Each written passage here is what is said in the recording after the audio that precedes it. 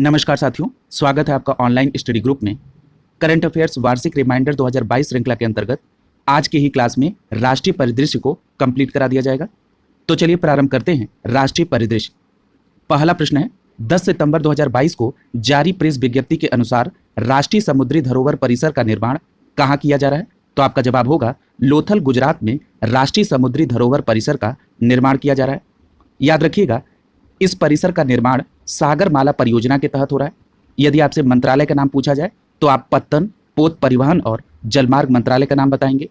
याद रखिएगा, राष्ट्रीय समुद्री धरोहर परिसर के निर्माण में जो अनुमानित लागत है वो 3500 करोड़ रुपए है और ये भारत का पहला ऐसा परिसर होगा जो देश की समृद्ध और विविध समुद्री विरासत को प्रदर्शित करेगा, जो कि लोथल, गुजरात में बन रहा है। और इस परियोजना का जो पहला चरण है मार्च 2024 तक पूरा होने की संभावना है। इतनी बात आप राष्ट्रीय समुद्री धरोहर परिसर के बारे में याद रखेंगे। अगला प्रश्न है सितंबर 2022 में कौन सी लघु फिल्म ऑस्कर पुरस्कार 2023 की लघु फिल्म श्रेणी में भारतीय प्रविष्टि के रूप में शामिल हुई है? तो आपका जवाब होगा असमिया लघु फिल्म मुर घुरार दुरंतो गोटी, जिसको इंग्लिश में द हॉर्स फ्रॉम हेवन के नाम से जानते हैं, जिसके निर्देशक हैं महर्षि तुहिन कश्यप। यानी एक बार मैं फिर रिपीट कर दे रहा हूं, मुर घुरार दुरंतो गोटी, जो कि एक असमिया लघु फिल्म है, इसे ऑस्कर पुरस्कार 2023 के लिए लघु फिल्म कैटेगरी में भारतीय प्रविष्टि के रूप में शामिल किया गया है। अगला प्रश्न देखिए, 8 से 10 सितंबर 2022 के मध्य 23वां भारतीय अंतर्राष्ट्रीय सुरक्षा एक्सपो 2022 कहां संपन्न हुआ? तो याद रखिएगा, भारतीय व्यापार संवर्धन संगठन द्वारा प्रगति मैदान, नई दिल्ली में संपन्न हुआ। यहां पर आपको दो बातें याद रखनी होंगी। ये जो भारतीय अंतर्राष्ट्रीय सुरक्षा एक्सपो 2022 है, ये क्रम के अनुसार में 23वां है, और दूसरी बात, इसका आयोजन भारतीय व्यापार संवर्धन संगठन के द्वारा किया जा रहा है। अगला देखिए, अगला प्रश्न है 9 सितंबर 2022 को किसने प्रधानमंत्री तपेदिक मुक्त भारत अभियान की शुरुआत की है? तो आपका जवाब होगा वर्चुअल माध्यम से राष्ट्रपति द्रौपदी मुर्मू जी ने प्रधानमंत्री तपेदिक मुक्त भारत अभियान की शुरुआत की। और यह शुरुआत कब की गई? 9 सितंबर 2022 को। यहां पर एक महत्वपूर्ण प्रश्न बन सकता है कि किस वर्ष तक देश से तपेदिक अर्थात टीबी को उन्मूलन करने का लक्ष्य रखा गया है? तो आपका जवाब होगा 2025 तक। और याद रखिएगा, इस अवसर पर राष्ट्रपति महोदया ने निक्षय 2.0 मित्र पोर्टल का भी शुभारंभ किया है। आपसे यह प्रश्न पूछा जा सकता है कि हाल ही में जारी किया गया निक्षय 2.0 मित्र पोर्टल किससे संबंधित है? तो आप जवाब देंगे यह पोर्टल तपेदिक का उपचार करा रहे लोगों को सहायता प्रदान करने के लिए एक मंच प्रोवाइड करेगा। इतनी बात आप यहां पर याद रखेंगे। अगला प्रश्न देखिए, अगला प्रश्न है 8 सितंबर 2022 को किसने राष्ट्रपति भवन से इंडिया गेट तक के मार्ग कर्तव्य पथ का उद्घाटन किया है? तो आपका जवाब होगा प्रधानमंत्री नरेंद्र मोदी ने राष्ट्रपति भवन से इंडिया गेट तक के मार्ग कर्तव्य पथ का उद्घाटन किया। याद रखिएगा, इस मामले का प्रस्ताव आवासन एवं शहरी कार्य मंत्रालय के द्वारा नई दिल्ली नगरपालिका परिषद NMDC को दिया था, जिसको पारित करके राजपथ का नाम बदलकर कर्तव्य पथ कर दिया गया है। अर्थात आपसे यहां से एक सीधा प्रश्न भी पूछा जा सकता है कि राष्ट्रपति भवन से इंडिया गेट तक के मार्गों को क्या कहेंगे? तो आपका जवाब होगा कर्तव्य पथ, और इसको पूर्व में राजपथ के नाम से जाना जाता था। याद रखिएगा, इसी के साथ प्रधानमंत्री ने इंडिया गेट पर स्वतंत्रता सेनानी नेताजी सुभाष चंद्र बोस की प्रतिमा का भी अनावरण किया। अगला प्रश्न देखिए, अगला प्रश्न है सितंबर 2022 में भारत ने किस देश के साथ 26 देशों के लिए काउंटर रैंसमवेयर से बचाव के उपायों पर साइबर सुरक्षा अभ्यास किया? तो आपका जवाब होगा ब्रिटेन के साथ साइबर सुरक्षा अभ्यास किया गया सितंबर 2022 में। अगला प्रश्न है 5 से 8 सितंबर 2022 के मध्य किस देश की प्रधानमंत्री भारत की राजकीय यात्रा पर रही? तो आपका जवाब होगा बांग्लादेश के प्रधानमंत्री शेख हसीना 5 से 8 सितंबर 2022 के मध्य भारत की राजकीय यात्रा पर रही। और याद रखिएगा, दोनों देशों के बीच 7 समझौतों पर हस्ताक्षर हुए। यह महत्वपूर्ण पॉइंट है, 7 समझौतों पर हस्ताक्षर हुए। याद रखिएगा, दोनों देशों के प्रधानमंत्री ने मैत्री सुपर थर्मल पावर प्रोजेक्ट की पहली इकाई का संयुक्त रूप से उद्घाटन भी किया। यहां पे आपसे सीधा प्रश्न पूछा जा सकता है, हाल ही में चर्चा में रहा मैत्री सुपर थर्मल पावर प्रोजेक्ट का संबंध किन दो देशों से है? तो आपका सीधा जवाब होगा भारत और बांग्लादेश से। और याद रखिएगा, इस परियोजना का निर्माण भारत रियायती वित्त पोषण योजना के अंतर्गत कर रहा है। अगला प्रश्न देखिए, पूछ रहा है कि सितंबर 2022 में केंद्रीय वाणिज्य एवं उद्योग मंत्री पीयूष गोयल ने कहां पर यूएस स्टार्टअप सेतु कार्यक्रम का शुभारंभ किया है? तो आपका जवाब होगा सैन फ्रांसिस्को यूएसए में मंत्री पीयूष गोयल के द्वारा यूएस स्टार्टअप सेतु का शुभारंभ किया गया। यहां पर सबसे महत्वपूर्ण प्रश्न यह भी बन सकता है कि सेतु का फुल फॉर्म क्या है? तो आपका जवाब होगा supporting entrepreneurs in transformation and up skilling. याद रखेंगे। यदि आपसे पूछा जाए कि हाल ही में चर्चा में रहा सेतु कार्यक्रम किससे संबंधित है, तो आपका जवाब होगा भारत के स्टार्टअप को यूएस के निवेशकों और स्टार्टअप इकोसिस्टम के अग्रणी लोगों से जोड़ना। अगला प्रश्न है 5 सितंबर 2022 को किसके द्वारा इंजीनियरिंग विज्ञान और प्रौद्योगिकी में महिलाएं वेस्ट नई आई स्टोन पहल का शुभारंभ किया गया है? तो आपका जवाब होगा भारत सरकार के प्रधान वैज्ञानिक सलाहकार के कार्यालय के द्वारा इंजीनियरिंग और विज्ञान प्रौद्योगिकी में महिलाओं के लिए नई आई स्टेम पहल का शुरुआत किया गया है। अगला प्रश्न है 5 सितंबर 2022 को किसने उत्तर प्रदेश के मिर्जापुर में चुनार लॉजिस्टिक्स पार्क का आधारशिला रखा? तो आपका जवाब होगा केंद्रीय वाणिज्य और उद्योग राज्य मंत्री अनुप्रिया पटेल के द्वारा मिर्जापुर में चुनार लॉजिस्टिक पार्क की आधारशिला रखी गई। अगला प्रश्न है 2 सितंबर 2022 को प्रधानमंत्री नरेंद्र मोदी ने कहां पर देश के पहले स्वदेशी वाहन पोत आईएनएस विक्रांत को राष्ट्र को समर्पित किया? तो याद रखिएगा यह प्रश्न बहुत महत्वपूर्ण है। कोची शिपयार्ड लिमिटेड कोची में आईएनएस विक्रांत को राष्ट्र को समर्पित किया प्रधानमंत्री नरेंद्र मोदी ने। और कब किया? तो 2 सितंबर 2022 को। अगला प्रश्न है 28 अगस्त 2022 को प्रधानमंत्री जनधन योजना अर्थात पीएमजेडीवाई वित्तीय समावेशन के राष्ट्रीय मिशन ने अपने सफल कार्यान्वयन के कितने वर्ष पूरे किए? तो आपका जवाब होगा 8 वर्ष पूरे किए। अर्थात प्रधानमंत्री जनधन योजना की शुरुआत 28 अगस्त 2014 को की गई थी। यहां से भी प्रश्न पूछा जा सकता है, जिसे 2022 तक 8 वर्ष कंप्लीट हो गए हैं। याद रखिएगा 10 अगस्त 2022 तक प्रधानमंत्री जनधन खातों की संख्या 46.25 करोड़ हो गई है। और अगला जो तथ्य है, जिन्हें पीसीएस या समीक्षा अधिकारी, सहायक समीक्षा अधिकारी या बीईओ की एग्जाम देना है, उनके लिए महत्वपूर्ण है, क्योंकि कई बार इस प्रकार के प्रश्न स्टेटमेंट में पूछ लिए जाते हैं। वित्त मंत्रालय के अनुसार 56% खाते महिलाओं से संबंधित हैं और 67% जनधन खाते ग्रामीण और अर्ध शहरी क्षेत्रों से संबंधित हैं।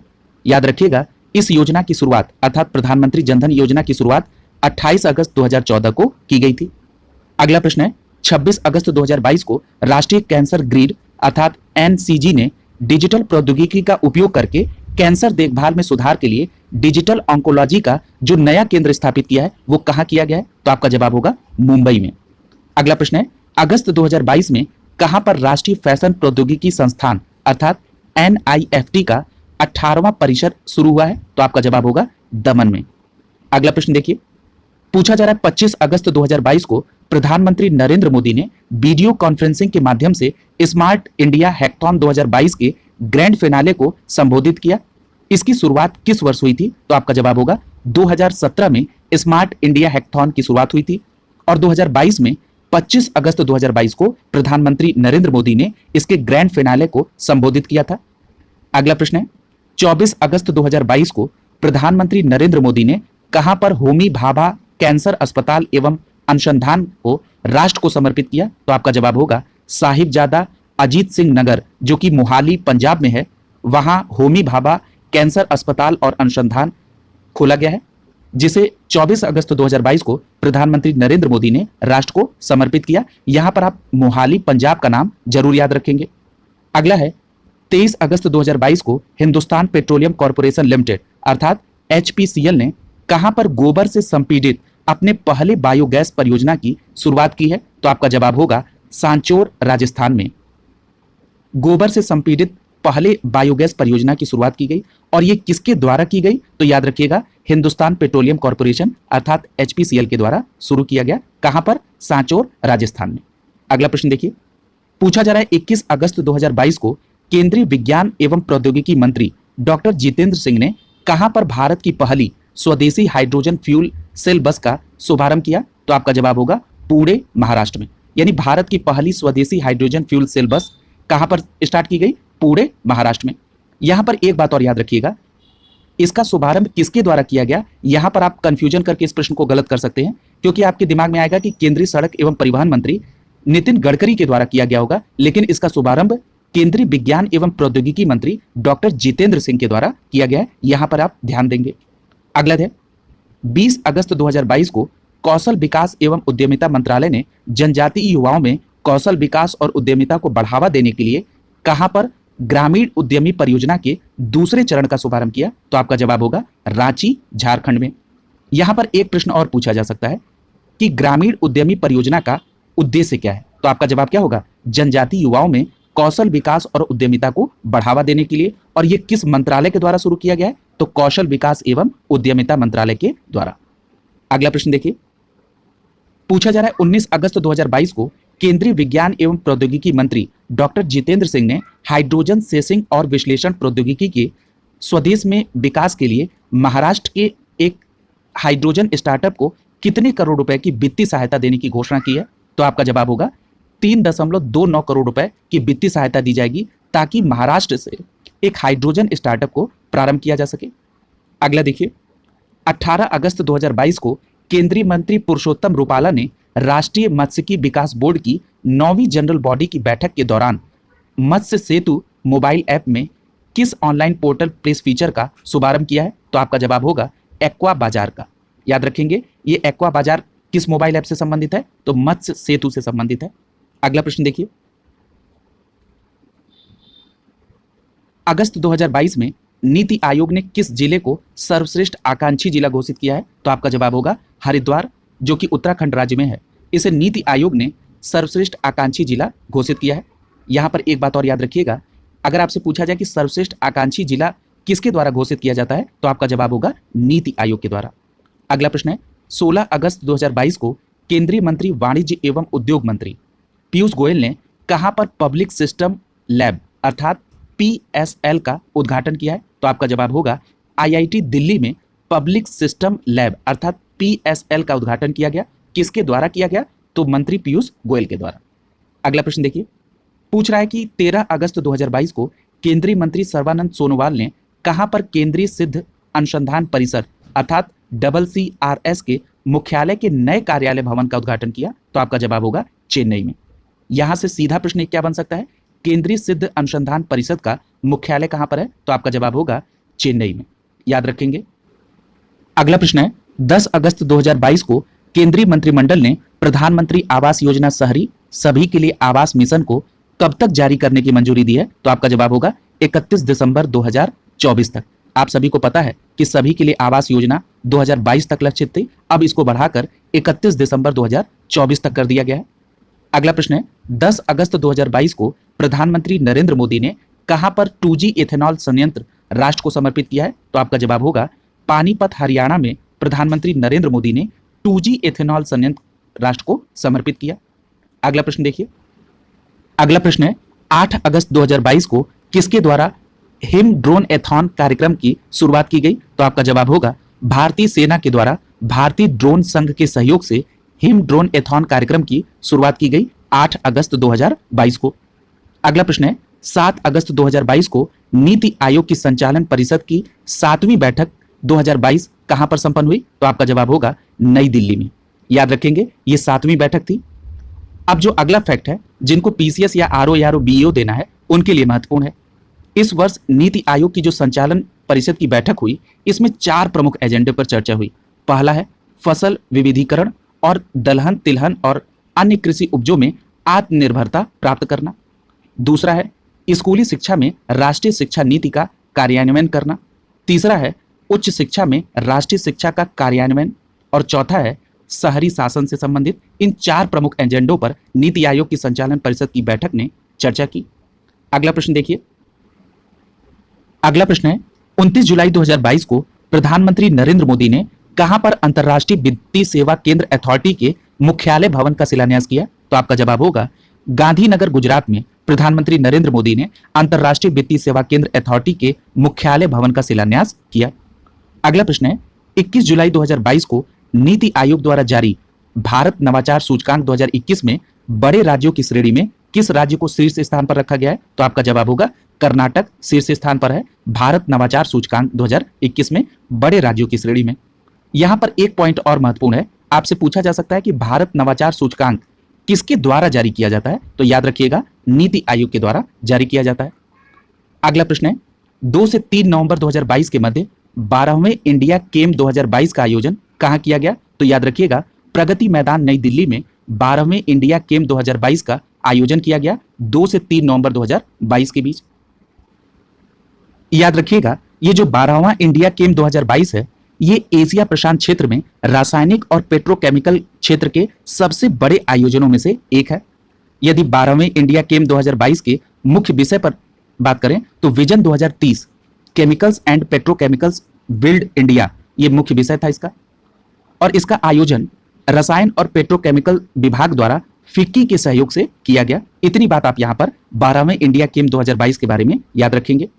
अगला प्रश्न है, 3 जुलाई 2022 को किसने VLCC Femina Miss India World 2022 का खिताब जीता? तो आपका जवाब होगा कर्नाटक की सिनी शेट्टी ने VLCC Femina Miss India World 2022 का खिताब जीता, याद रखेंगे। और यदि हम इसमें पहले उप विजेता की बात करें तो रूबल शेखावत है जो कि राजस्थान राज्य की है, और द्वितीय उप विजेता सिनाता चौहान है जो कि उत्तर प्रदेश से संबंधित है। तो जिनको उत्तर प्रदेश से संबंधित परीक्षा देनी है तो सिनाता चौहान का नाम याद रखेंगे। Sinata Chauhan VLCC Femina Miss India World 2022 में द्वितीय उप विजेता रही हैं। और मेन नाम सिनी शेट्टी जो कि कर्नाटक की हैं, ये भी याद रखेंगे। अगला प्रश्न है, 2 जुलाई 2022 को भारत की स्वतंत्रता के 75 वर्ष पूरे होने के क्रम पे भारतीय सेना और वायुसेना ने कहां से कहां तक एक अनोखा साइकिलिंग अभियान शुभारंभ किया? तो आपका जवाब होगा दिल्ली से द्रास स्थित कारगिल युद्ध स्मारक तक साइकिलिंग अभियान की शुरुआत की गई। किसके द्वारा की गई? तो भारतीय सेना और वायुसेना के द्वारा। किस उपलक्ष्य में की गई? तो भारत की स्वतंत्रता के 75 वर्ष पूरे होने पर। और कब की गई? तो 2 जुलाई 2022 को इसका शुभारंभ किया गया। अगर आपसे ये पूछा जाए कि इस साइकिलिंग अभियान का प्रोग्राम कब तक चलना था, तो 26 जुलाई 2022 तक, यानी इन 24 दिनों में 1600 किलोमीटर का सफर साइकिलिंग अभियान के तहत करना था। अगला प्रश्न देखिए।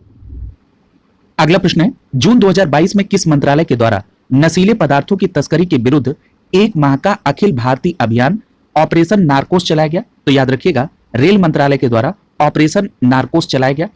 आपसे प्रश्न इस प्रकार भी पूछा जा सकता है कि ऑपरेशन नारकोस का संबंध किससे है? तो आपका जवाब होगा नशीले पदार्थों की तस्करी के विरुद्ध।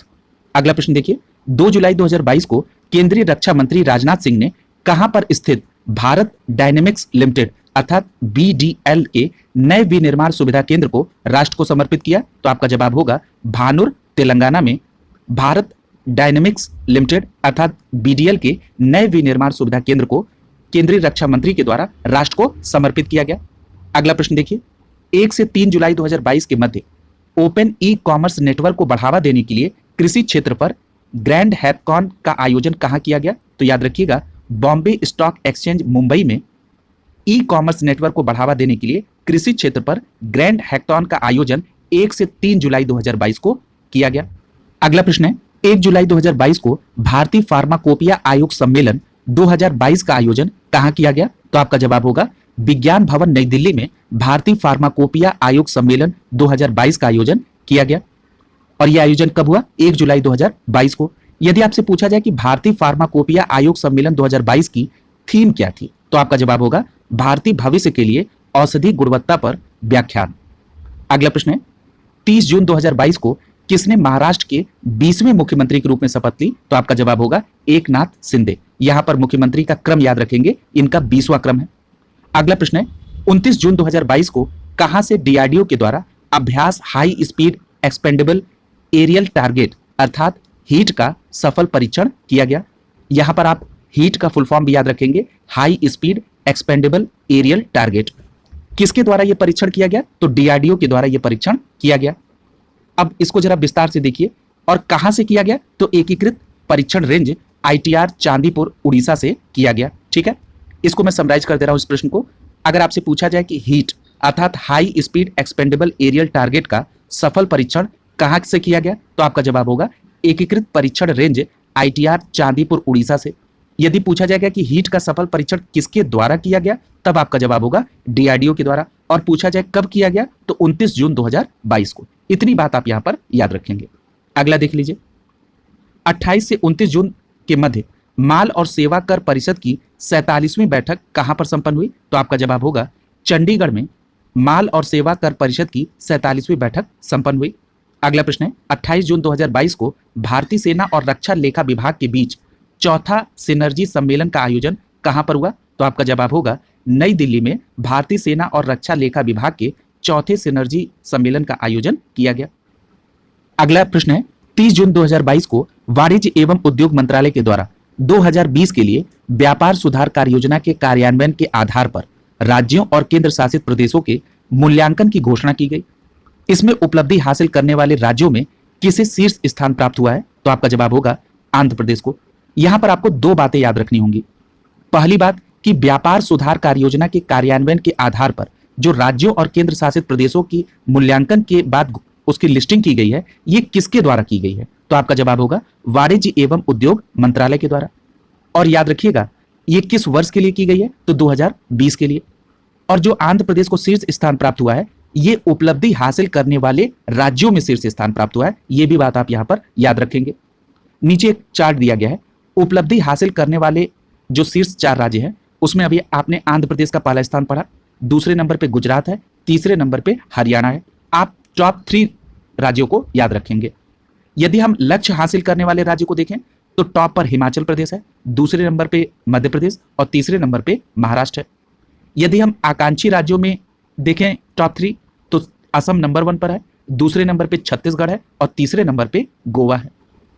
यदि आपसे व्यापार इकोसिस्टम श्रेणी में टॉप 4 राज्यों और केंद्र शासित प्रदेशों का क्रम पूछा जाए तो नंबर 1 पर अंडमान निकोबार है, दूसरे नंबर पे बिहार है, तीसरे नंबर पे चंडीगढ़ है और चौथे नंबर पे दमन और दीव है।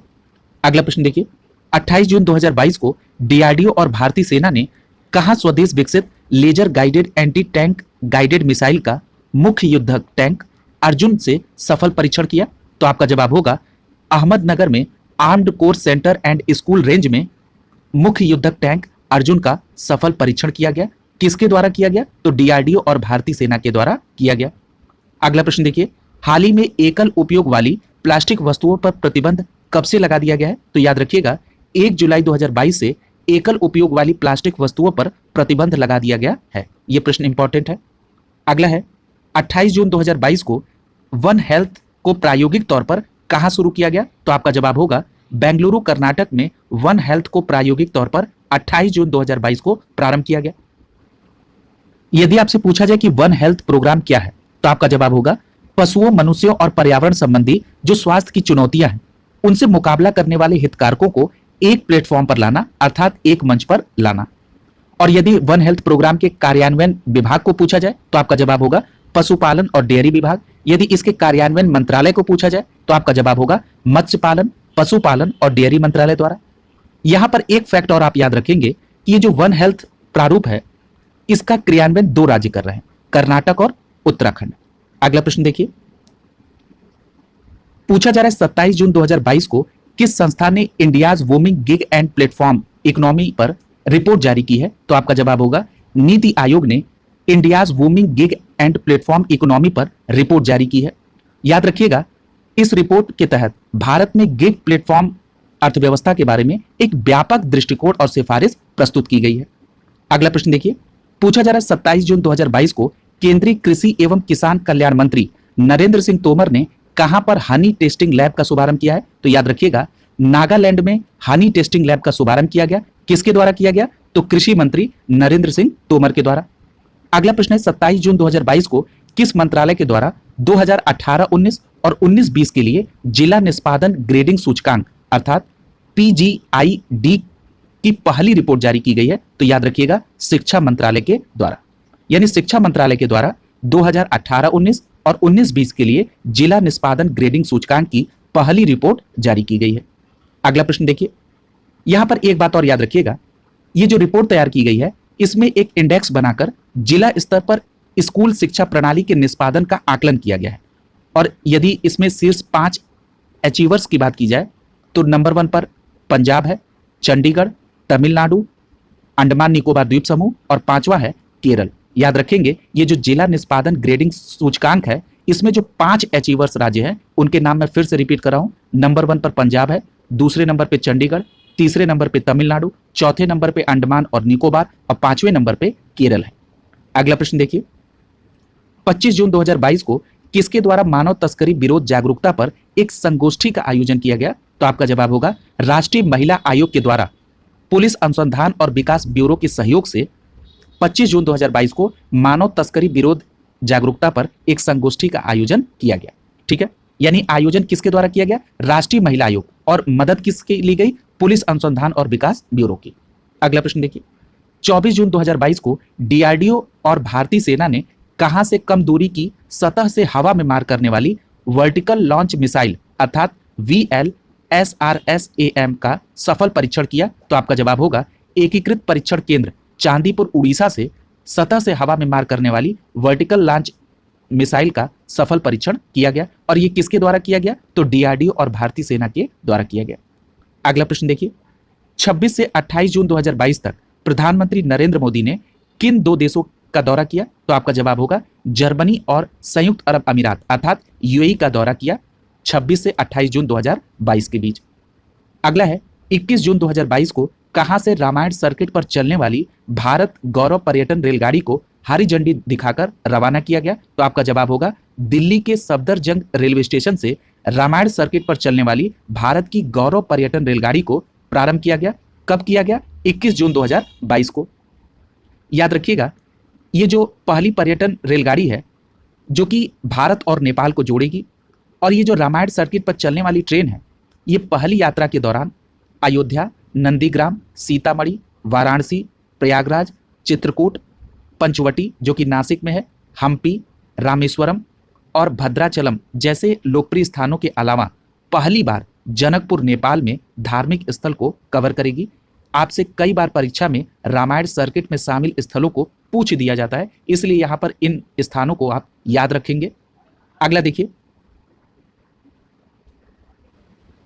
अगला प्रश्न है जून 2022 में इंडियन ऑयल तथा पेट्रोलियम और प्राकृतिक गैस मंत्रालय ने किस नाम से एक स्वदेशी सोलर कुक टॉप विकसित किया है? तो आपका जवाब होगा सूर्य नूतन के नाम से एक स्वदेशी सोलर कुक टॉप को विकसित किया गया। और यदि पूछा जाए कि ये सूर्य नूतन को किसने विकसित किया, तो आपका जवाब होगा इंडियन ऑयल तथा पेट्रोलियम और प्राकृतिक गैस मंत्रालय के संयुक्त प्रयास से। अगला प्रश्न है 19 जून 2022 को प्रधानमंत्री नरेंद्र मोदी ने कहां पर एकीकृत ट्रांजिट कॉरिडोर परियोजना की मुख्य सुरंग और 5 अंडरपास को राष्ट्र को समर्पित किया? तो आपका जवाब होगा प्रगति मैदान, नई दिल्ली से। अगला प्रश्न है 15 जून 2022 को कम दूरी की बैलिस्टिक मिसाइल पृथ्वी 2 का कहां से सफल परीक्षण किया गया? तो आपका जवाब होगा एकीकृत परीक्षण केंद्र यानी ITR चांदीपुर उड़ीसा से कम दूरी की बैलिस्टिक मिसाइल पृथ्वी 2 का सफल परीक्षण किया गया। और कब किया गया? तो 15 जून 2022 को किया गया। अगला प्रश्न है 14 जून 2022 को प्रधानमंत्री नरेंद्र मोदी ने कहां पर जगत गुरु श्री संत तुकाराम महाराज शिला मंदिर का उद्घाटन किया? तो आपका जवाब होगा देहू, पुणे, महाराष्ट्र में नरेंद्र मोदी ने जगत गुरु श्री संत तुकाराम महाराज शिला मंदिर का उद्घाटन किया। और यह कब किया? तो 14 जून 2022 को देहू, पुणे, महाराष्ट्र में। अगला प्रश्न है 14 जून 2022 को थीम आधारित भारत गौरव ट्रेन की पहली सेवा किन शहरों के मध्य शुरू की गई? तो आपका जवाब होगा कोयंबटूर उत्तर जो कि तमिलनाडु राज्य में है, यहां से साई नगर शिरडी जो कि महाराष्ट्र में है, इनके मध्य थीम आधारित भारत गौरव ट्रेन की पहली सेवा शुरू की गई। अगला प्रश्न है 10 जून 2022 को प्रधानमंत्री नरेंद्र मोदी ने कहां पर भारतीय राष्ट्रीय अंतरिक्ष संवर्धन और प्राधिकरण केंद्र अर्थात इन स्पेस के मुख्यालय का उद्घाटन किया? तो आपका जवाब होगा बोपल, अहमदाबाद, गुजरात में प्रधानमंत्री नरेंद्र मोदी ने भारतीय राष्ट्रीय अंतरिक्ष संवर्धन और प्राधिकरण केंद्र के मुख्यालय का उद्घाटन किया। अगला प्रश्न है 7 जून 2022 को किसने राष्ट्रीय वायु खेल नीति 2022 की शुरुआत की? तो याद रखिएगा नागरिक उड्डयन मंत्री ज्योतिरादित्य सिंधिया ने राष्ट्रीय वायु खेल नीति 2022 की शुरुआत की। अगला है 7 जून 2022 को केंद्रीय स्वास्थ्य एवं परिवार कल्याण मंत्री डॉक्टर मनसुख मांडविया ने भारतीय खाद्य संरक्षा और मानक प्राधिकरण FSSAI के चौथे राज्य खाद्य सुरक्षा सूचकांक को जारी किया। इसमें बड़े राज्यों में किस राज्य को शीर्ष स्थान प्राप्त हुआ है? तो आपका जवाब होगा तमिलनाडु राज्य को FSSAI द्वारा जारी चौथे राज्य खाद्य सुरक्षा सूचकांक में पहला स्थान मिला है बड़े राज्यों में। अगर हम बड़े राज्यों में अन्य राज्यों को देखें तो दूसरे स्थान पर गुजरात है और तीसरे स्थान पर महाराष्ट्र है। यदि ये जो राज्य खाद्य सुरक्षा सूचकांक है इसकी शुरुआत की बात करें तो इसकी शुरुआत 2018-19 में हुई थी। इस प्रकार ये चौथा सूचकांक है। यदि हम छोटे राज्यों की बात करें तो इसमें 3 छोटे राज्यों को देखें तो पहले नंबर पे गोवा है, दूसरे नंबर पे मणिपुर है और तीसरे नंबर पे सिक्किम है। केंद्र शासित प्रदेशों में पहले नंबर पे जम्मू कश्मीर है, दूसरे नंबर पे दिल्ली है और तीसरे नंबर पे चंडीगढ़ है। याद रखिएगा, खाद्य सुरक्षा के 5 मानकों पर आधारित है ये राज्यों का प्रदर्शन सूचकांक। अगला प्रश्न है 7 जून 2022 को केंद्रीय गृह एवं सहकारिता मंत्री अमित शाह ने कहां पर राष्ट्रीय जनजाति अनुसंधान संस्थान का उद्घाटन किया? तो आपका जवाब होगा नई दिल्ली में। अगला प्रश्न है 5 जून 2022 को किसने एक वैश्विक पहल life style for the environment अर्थात लाइफ मूवमेंट की शुरुआत की? तो आपका जवाब होगा प्रधानमंत्री नरेंद्र मोदी ने। यहां पर आप लाइफ का फुल फॉर्म याद रखेंगे, लाइफ का फुल फॉर्म है life style for the environment. अगला प्रश्न है 5 जून 2022 को किस संस्थान द्वारा बीदर कर्नाटक में एक कार्यक्रम में अखिल भारतीय रूफटॉप सौर जागरूकता अभियान का शुभारंभ किया गया? तो आपका जवाब होगा NSEFI संस्थान द्वारा बीदर कर्नाटक में अखिल भारतीय रूफटॉप सौर जागरूकता अभियान का शुभारंभ किया गया। अगला प्रश्न है 2 जून 2022 को रक्षा मंत्री राजनाथ सिंह और इजराइल के रक्षा मंत्री बेंजामिन गेट्स ने कहां पर द्विपक्षीय वार्ता की? तो आपका जवाब होगा नई दिल्ली में। यहां पर इजराइल के रक्षा मंत्री का नाम आप याद रखेंगे। अगला प्रश्न है 31 मई 2022 को सार्वजनिक क्षेत्र के किस उपक्रम ने जैव विविधता के संरक्षण और उद्धार के लिए नवीनीकृत जैव विविधता नीति 2022 जारी की? तो याद रखिएगा NTPC लिमिटेड के द्वारा जैव विविधता नीति 2022 जारी की गई। और किस उद्देश्य से जारी की गई? तो जैव विविधता के संरक्षण और उद्धार के लिए।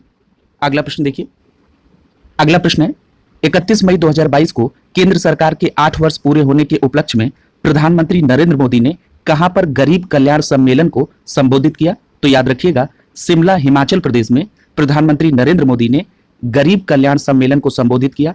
किस उपलक्ष्य में? तो केंद्र सरकार के 8 वर्ष पूरे होने पर। अगला प्रश्न है 30 मई से 7 जून 2022 के मध्य उपराष्ट्रपति M वेंकैया नायडू ने किन देशों की आधिकारिक यात्रा की? तो आपका जवाब होगा गैबॉन, सेनेगल और कतर। याद रखिएगा उनकी यह यात्रा इन तीनों देशों में किसी भी उपराष्ट्रपति की पहली यात्रा थी, लेकिन यह यात्रा भारत की ओर से गैबॉन और सेनेगल की पहली उच्च स्तरीय यात्रा है। याद रखिएगा गैबॉन में वो 30 मई से 1 जून 2022 तक थे, सेनेगल में 1 जून से 3 जून 2022 तक और कतर में 4 जून से 7 जून 2022 तक तत्कालीन उपराष्ट्रपति M वेंकैया नायडू आधिकारिक यात्रा पर थे। याद रखिएगा उनकी जो कतर यात्रा थी वो काफी महत्वपूर्ण थी, क्योंकि दोनों देशों की राजनयिक संबंधों की स्थापना की 50वीं वर्षगांठ मनाई गई। याद रखेंगे भारत और कतर के बीच में जो राजनयिक संबंध है उसको 50 वर्ष पूरे हो चुके हैं। अगला प्रश्न देखिए 30 मई 2022 को भारत वियतनाम राजनयिक परामर्श और रणनीतिक वार्ता 2022 कहां संपन्न हुई? तो आपका जवाब होगा हनोई, वियतनाम में भारत वियतनाम राजनयिक परामर्श और रणनीति वार्ता 2022 30 मई 2022 को संपन्न हुई। याद रखिएगा भारत और वियतनाम के बीच जो राजनयिक संबंध है उसको भी 50 वर्ष पूरे हो गए हैं। अगला प्रश्न देखिए 30 मई 2022 को किस संस्थान या संगठन ने आयुष्मान भारत डिजिटल मिशन अर्थात ABDM के लिए ऑनलाइन सार्वजनिक डैशबोर्ड लॉन्च किया है? तो आपका जवाब होगा राष्ट्रीय स्वास्थ्य प्राधिकरण अर्थात NHA के द्वारा Ayushman Bharat digital mission ABDM के लिए ऑनलाइन सार्वजनिक डैशबोर्ड लॉन्च किया गया है। अगला प्रश्न देखिए, याद रखिएगा ABDM सार्वजनिक डैशबोर्ड राज्य और केंद्र शासित प्रदेश स्तर पर मिशन की प्रगति के बारे में जानकारी के लिए वन स्टॉप सॉल्यूशन है। और इस मिशन के तहत मुख्य रजिस्ट्रियों जैसे आयुष्मान भारत स्वास्थ्य खाता संख्या, हेल्थ केयर प्रोफेशनल रजिस्ट्री और स्वास्थ्य सुविधा रजिस्ट्री की विस्तृत जानकारी प्रदर्शित करता है। अगला प्रश्न देखिए 30 मई 2022 को अत्याधुनिक सुपर कंप्यूटर परम अनंत को कहां पर कमीशन किया गया? बहुत इंपॉर्टेंट प्रश्न है, तो याद रखिएगा IIT गांधीनगर गुजरात में सुपर कंप्यूटर परम अनंत को कमीशन किया गया। याद रखिएगा इस सुपर कंप्यूटर अर्थात परम अनंत को इलेक्ट्रॉनिक्स एवं सूचना प्रौद्योगिकी मंत्रालय तथा विज्ञान एवं प्रौद्योगिकी विभाग की एक संयुक्त पहल राष्ट्रीय सुपर कंप्यूटिंग मिशन के तहत कमीशन किया गया। अगला प्रश्न है 29 मई 2022 को राष्ट्रपति रामनाथ कोविंद ने कहां पर अखिल भारतीय आयुर्वेद महासम्मेलन के 59वें महाधिवेशन का उद्घाटन किया? तो आपका जवाब होगा उज्जैन मध्य प्रदेश में तत्कालीन राष्ट्रपति रामनाथ कोविंद ने अखिल भारतीय आयुर्वेद महासम्मेलन के 59वें महाधिवेशन का उद्घाटन किया। अगला प्रश्न है 29 मई से 4 जून 2022 के मध्य मुंबई अंतर्राष्ट्रीय फिल्म महोत्सव का 17वां संस्करण मुंबई में आयोजित हुआ। इस वर्ष किस देश को फिल्म महोत्सव का फोकस देश चुना गया था? तो याद रखिएगा, इस वर्ष फोकस देश था बांग्लादेश। यहां पर आपको दो बातें याद रखनी है। ये जो मुंबई अंतर्राष्ट्रीय फिल्म महोत्सव है, ये कौन सा संस्करण था? तो याद रखिएगा, ये 17वां संस्करण था जो कि मुंबई में आयोजित हुआ। और कब से कब तक आयोजित हुआ? तो 29 मई से 4 जून 2022 के बीच। और फोकस देश बांग्लादेश था। अगला प्रश्न देखिए, 29 मई 2022 को केंद्रीय गृह एवं सहकारिता मंत्री अमित शाह ने कहां पर 632 करोड़ की लागत से बनने वाली ओलंपिक स्तरीय स्पोर्ट कॉम्प्लेक्स का शिलान्यास किया? तो याद रखिएगा, अहमदाबाद में। अगला प्रश्न है, 29 मई 2022 को किसने HEI-TEI के शिक्षक शिक्षा पाठ्यक्रमों की मान्यता की प्रक्रिया को सुगम बनाने हेतु पोर्टल लॉन्च किया है? तो याद रखिएगा, राष्ट्रीय शिक्षक शिक्षा परिषद के द्वारा। याद रखिएगा, ये जो पोर्टल है, यह पोर्टल संस्थानों का निरीक्षण सहित पाठ्यक्रमों के लिए आवेदन आमंत्रित करने के समय से लेकर मान्यता आदेश जारी करने तक के चरण की पूरी प्रक्रिया को प्रभावी बनाएगा। और याद रखिएगा, यह पोर्टल का जो उद्देश्य है, स्वचालित मजबूत ढांचा प्रदान करना, जिससे जवाबदेही, पारदर्शी और कारोबारी सुगमता बढ़ सके। अगला प्रश्न देखिए, 28 मई 2022 को मुंबई नेवल डॉकयार्ड में आयोजित एक समारोह में भारतीय नौसेना के पोत INS गोमती को 34 वर्ष की सेवा के बाद कार्यमुक्त कर दिया गया है। इसे कब कमीशन किया गया था? तो याद रखिएगा, INS गोमती को 1988 में कमीशन किया गया था। और इसको कार्यमुक्त कब किया गया? 34 वर्ष की सेवा के बाद 28 मई 2022 को मुंबई नेवल डॉकयार्ड में एक समारोह के दौरान इसको कार्यमुक्त किया गया। ये दोनों बातें आप याद रखेंगे। अगला प्रश्न है, 28 मई 2022 को केंद्रीय विज्ञान एवं प्रौद्योगिकी राज्य मंत्री स्वतंत्र प्रभार डॉक्टर जितेंद्र सिंह ने कहां पर उत्तर भारत के पहले बायोटेक पार्क का उद्घाटन किया? तो याद रखिएगा, जम्मू कश्मीर के कठुआ जिले के घट्टी में उत्तर भारत का पहला बायोटेक पार्क का उद्घाटन हुआ।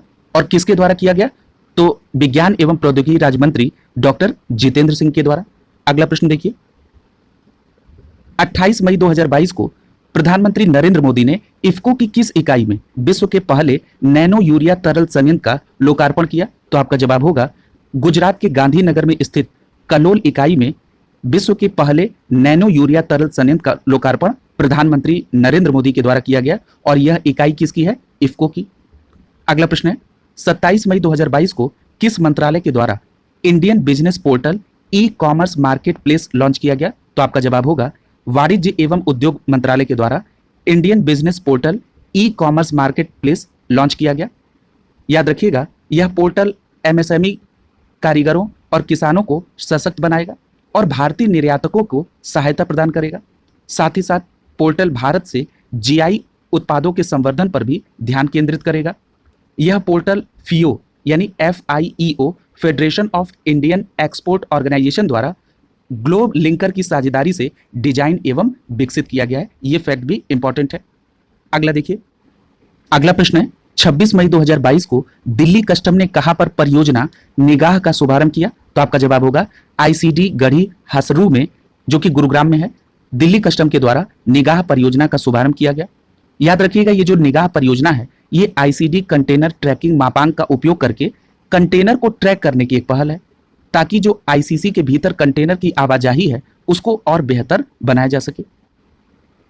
अगला प्रश्न है, 26 मई 2022 को भारतीय नौसेना सर्वेक्षण पोत बृहद परियोजना के किस दूसरे पोत को लॉन्च किया गया? तो आपका जवाब होगा, निर्देशक अर्थात यार्ड 3026 को लॉन्च किया गया। यहां पर एक बात और याद रखिएगा, भारतीय नौसेना के लिए L&T के सहयोग से कोलकाता स्थित Garden Reach ship builders and engineers, जिसको शॉर्ट फॉर्म में GRSE कहा जाता है, निर्माणाधीन 4 सर्वेक्षण पोत बृहद परियोजना के इस दूसरे पोत को चेन्नई के कट्टुपल्ली में लॉन्च किया गया। और इस दूसरे पोत का नाम क्या था? निर्देशक अर्थात यार्ड 3026। तो आपका प्रश्न होगा कि इस परियोजना के तहत जो पहले पोत को लॉन्च किया गया था उसका नाम क्या है? तो आपका सही जवाब होगा संध्यांक। और याद रखिएगा, दिसंबर 2021 में पहले पोत को लॉन्च किया गया था। अगला प्रश्न देखिए, अगला प्रश्न है, 24 मई 2022 को ब्रिक्स संस्कृति मंत्रियों की 7वीं बैठक 2022 चीन द्वारा वीडियो कॉन्फ्रेंसिंग के माध्यम से आयोजित की गई थी। इस बैठक में भारत का प्रतिनिधित्व किसने किया? तो याद रखिएगा, केंद्रीय संस्कृति एवं विदेश राज्य मंत्री मीनाक्षी लेखी ने ब्रिक्स संस्कृति मंत्रियों की 7वीं बैठक 2022 में पार्टिसिपेट किया था। यदि आपसे पूछा जाए कि इसका मुख्य विषय क्या था, तो आपका जवाब होगा ब्रिक्स के बीच समावेश और आपस में ज्ञान का साझा करने वाली सांस्कृतिक साझेदारी स्थापित करना। और याद रखिएगा, बैठक के अंत में ब्रिक्स राज्यों की सरकारों के बीच संस्कृति के क्षेत्र में सहयोग 2022 से 2026 के बीच समझौते के कार्यान्वयन की एक कार्य योजना पर सहमति हुई और सभी ब्रिक्स राष्ट्रों के संस्कृति मंत्रियों के द्वारा हस्ताक्षर किए गए। यहाँ पर एक बात और आपको ध्यान से याद रखना है कि इसका जो समय है 2022 से 2026 के बीच में ये संस्कृति क्षेत्र के सहयोग के लिए समझौते पर हस्ताक्षर हुआ है। अगला प्रश्न देखिए।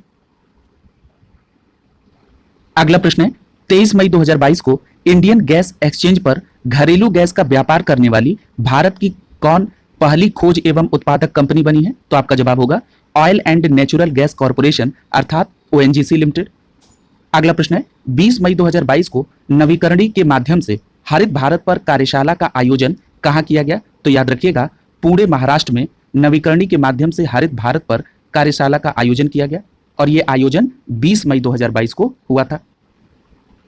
अगला प्रश्न है 22 मई 2022 को किस प्रसिद्ध समाज सुधारक की 250वीं जयंती के उपलक्ष्य में वर्ष भर चलने वाले उत्सव का उद्घाटन कोलकाता में किया गया? तो याद रखिएगा, राजा राम मोहन राय की 250वीं जयंती पर जो कार्यक्रम चलना है वर्ष भर, उसका उद्घाटन कोलकाता में किया गया।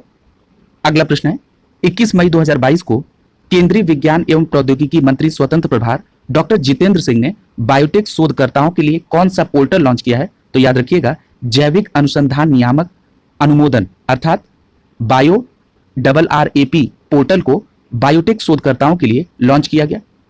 अगला प्रश्न है 21 मई 2022 को युवा कार्यक्रम एवं खेल मंत्रालय के द्वारा पश्चिम बंगाल के किस जिले में भारतीय खेल प्राधिकरण अर्थात SAI के राष्ट्रीय उत्कृष्टता केंद्र की आधारशिला रखी गई? तो आपका जवाब होगा कूच बिहार में। यह कहां पर है? पश्चिम बंगाल में। अगला प्रश्न देखिए, पूछा जा रहा है कि 20 मई 2022 को वाणिज्य एवं उद्योग मंत्रालय द्वारा जारी प्रेस विज्ञप्ति के अनुसार वित्त वर्ष 2021-22 में भारत में कितने अरब डॉलर का सबसे अधिक वार्षिक प्रत्यक्ष विदेशी निवेश अर्थात FDI हासिल किया गया? तो याद रखिएगा, 83.57 अरब अमेरिकी डॉलर का 2021-22 में यह सबसे बड़ा FDI है। और यह रिपोर्ट किसके द्वारा जारी की गई? वाणिज्य एवं उद्योग मंत्रालय के द्वारा जारी की गई। याद रखिएगा, वित्त वर्ष 2021-22 के दौरान भारत में निवेश करने वाले शीर्ष 3 निवेशक देश का नाम क्या है? यह बहुत इंपॉर्टेंट प्रश्न है। पहले नंबर पे सिंगापुर है जिसने 27% निवेश में योगदान दिया। दूसरे नंबर पे अमेरिका है, 18% योगदान है निवेश में। और तीसरे नंबर पे मॉरिशस है, 16% भारत में निवेश में योगदान है। अगर हम बात करें सबसे ज्यादा विदेशी निवेश आकर्षित करने वाले क्षेत्र की, तो उन क्षेत्र में नंबर 1 पर कंप्यूटर सॉफ्टवेयर एवं हार्डवेयर है। दूसरे नंबर पे सेवा क्षेत्र है जिसको आप सर्विस सेक्टर कहते हैं। तीसरे नंबर पे ऑटोमोबाइल क्षेत्र है। यदि हम सबसे ज्यादा FDI आकर्षित करने वाले राज्य या केंद्र शासित प्रदेश की लिस्ट करें, तो नंबर 1 पर कर्नाटक राज्य ने सबसे ज्यादा FDI आकर्षित किया। दूसरे नंबर पे दिल्ली है और तीसरे नंबर पे महाराष्ट्र है। बहुत इंपॉर्टेंट फैक्ट है, इसको याद रखेंगे। अगला प्रश्न है 26 मई 2022 को केंद्रीय विज्ञान एवं प्रौद्योगिकी राज्य मंत्री ने कहां पर देश के पहले लेवेंडर महोत्सव 2022 का उद्घाटन किया? तो याद रखिएगा, भादेरवाह जम्मू कश्मीर में देश का पहला लेवेंडर महोत्सव आयोजित किया गया। और किसके द्वारा उद्घाटन इसका किया गया? तो केंद्रीय विज्ञान एवं प्रौद्योगिकी राज्य मंत्री के द्वारा, जिनका क्या नाम है? जितेंद्र सिंह। अगला प्रश्न है 20 मई 2022 को 8वीं ब्रिक्स पर्यावरण मंत्रियों की बैठक 2022 चीन की अध्यक्षता में वर्चुअली आयोजित की गई। इसमें भारत का प्रतिनिधित्व किसने किया? तो याद रखिएगा, केंद्रीय पर्यावरण और वन जलवायु मंत्री भूपेंद्र यादव के द्वारा 8वीं ब्रिक्स पर्यावरण मंत्रियों की बैठक 2022 में पार्टिसिपेट किया गया। और इसकी अध्यक्षता किसने की है? चीन ने। यहां पर क्रम भी याद रखिएगा, यह ब्रिक्स पर्यावरण मंत्रियों की 8वीं बैठक थी। क्लियर है? अगला प्रश्न देखिए। अगला प्रश्न है 18 मई 2022 को किस संस्थान द्वारा भारत में असमानता की स्थिति पर रिपोर्ट जारी की गई? तो याद रखिएगा, प्रधानमंत्री की आर्थिक सलाहकार परिषद अर्थात EAC-PM के द्वारा भारत में असमानता की स्थिति पर रिपोर्ट जारी की गई। यदि इस रिपोर्ट की प्रमुख बातों को देखें तो इस रिपोर्ट के 2 हिस्से हैं। पहला है आर्थिक पहलू और दूसरा है सामाजिक आर्थिक पहलू। याद रखिएगा, इस रिपोर्ट में 5 अहम क्षेत्र हैं: आय का वितरण, श्रम बाजार गतिशीलता, स्वास्थ्य, शिक्षा और पारिवारिक विशेषताएं। यदि हम बात करें कि इस रिपोर्ट में जो आंकड़े हैं ये किस पर आधारित है, तो याद रखिएगा श्रम बल सर्वेक्षण, राष्ट्रीय परिवार स्वास्थ्य सर्वे और UDISE प्लस से हासिल आंकड़ों पर यह रिपोर्ट आधारित है। याद रखिएगा पहली बार रिपोर्ट में पूंजी के प्रवाह को समझने के लिए आय के वितरण पर ध्यान केंद्रित किया गया है। यदि हम बात करें स्वास्थ्य और संरचना के क्षेत्र में, तो याद रखिएगा और संरचना क्षमता में काफी विकास हुआ है, जिससे ग्रामीण इलाकों पर ध्यान अधिक केंद्रित रहा है। यदि हम भारत में वर्ष 2005 में स्वास्थ्य केंद्र की संख्या पर बात करें तो 1,72,608 स्वास्थ्य केंद्र थे और वर्ष 2020 में इनकी संख्या बढ़कर 1,85,505 हो गई है। इस आंकड़े को भी आप याद रखेंगे। यदि हम राज्य और केंद्र शासित प्रदेश में 2005 से 2020 के बीच में जो स्वास्थ्य केंद्र में बढ़ोतरी हुई है, उनको अगर उन राज्यों को देखें तो राजस्थान, गुजरात, महाराष्ट्र, मध्य प्रदेश, तमिलनाडु और चंडीगढ़ वो राज्य हैं। याद रखिएगा रिपोर्ट के अनुसार बुनियादी वर्षों में किया गया शिक्षा और संज्ञानात्मक विकास असमानता के लिए दीर्घकालीन सुधार उपाय हैं। वर्ष 2019-20 तक 95% स्कूल के परिसर में शौचालय सुविधाएं थी। यदि हम इसको लड़के और लड़कियों में बांटकर देखें तो लड़कों के लिए 95% सुचारू शौचालय और लड़कियों के लिए 96.3% शौचालय थे। 80.16% स्कूलों में सुचारू विद्युत कनेक्शन था, जबकि गोवा, तमिलनाडु, चंडीगढ़, दिल्ली, दादर नागर हवेली के साथ साथ दमन एवं द्वीप, लक्षद्वीप, पुदुचेरी में 100% स्कूलों में विद्युत कनेक्शन मौजूद था। यदि हम 2018-19 से 19-20 के बीच सकल नामांकन अनुपात की बात करें तो प्राथमिक, उच्च प्राथमिक, माध्यमिक और उच्चतर माध्यमिक में यह अनुपात बढ़ा है।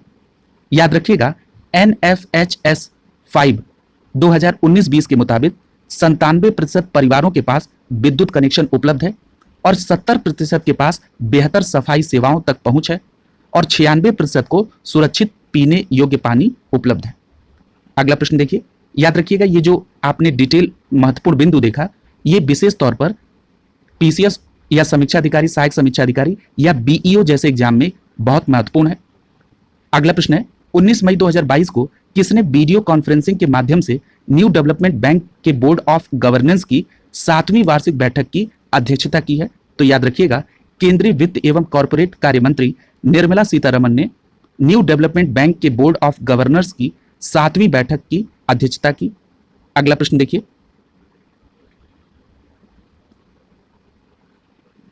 18 मई 2022 को केंद्रीय मंत्रिमंडल ने राष्ट्रीय जैव ईंधन नीति 2018 में संशोधन को मंजूरी दी। इसके अनुसार पेट्रोल में 20% एथेनॉल के मिश्रण के लक्ष्य को 2030 से पहले किस वर्ष में ही प्राप्त करने का लक्ष्य रखा गया? तो याद रखिएगा 2025-26 तक। यह महत्वपूर्ण पॉइंट है। यानी जो पहले पेट्रोल में 20% तक एथेनॉल मिश्रण करने का लक्ष्य 2030 तक था, अब उसको घटाकर 2025-26 तक कर दिया गया है। याद रखिएगा राष्ट्रीय जैव ईंधन नीति, जिसे नवीन एवं नवीकरणीय ऊर्जा मंत्रालय के जरिए 2009 में लागू किया गया था, इसके स्थान पर राष्ट्रीय जैव ईंधन नीति 2018 को पेट्रोलियम एवं प्राकृतिक गैस मंत्रालय ने 4 जून 2018 को अधिसूचित किया था। यदि हम इस नीति के लिए स्वीकृत मुख्य संशोधन की बात करें तो जैव ईंधन के उत्पादन के लिए अधिक फीड स्टॉक्स को मंजूरी मिली है।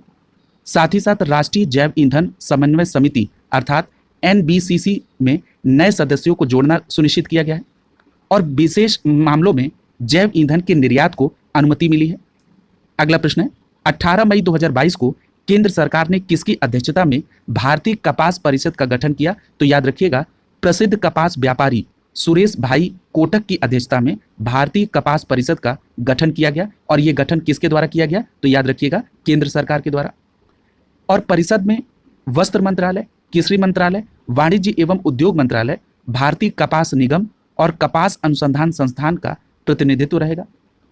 यह परिसर इस क्षेत्र में ठोस सुधार के लिए चर्चा करेगी, विचार विमर्श होगा और इस पर कोई कार्य योजना तैयार करेगी।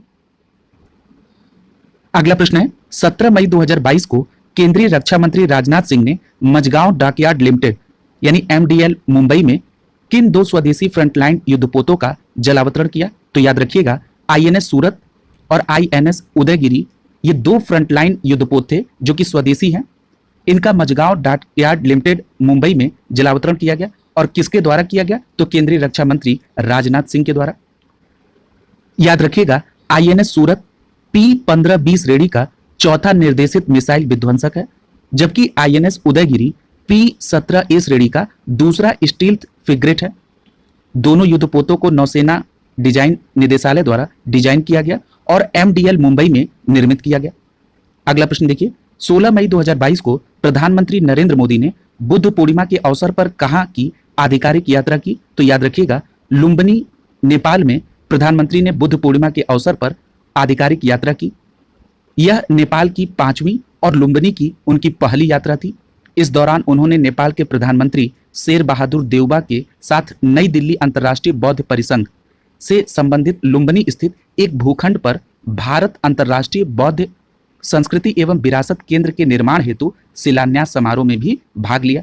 ये बात भी आप याद रखेंगे। अगला प्रश्न देखिए,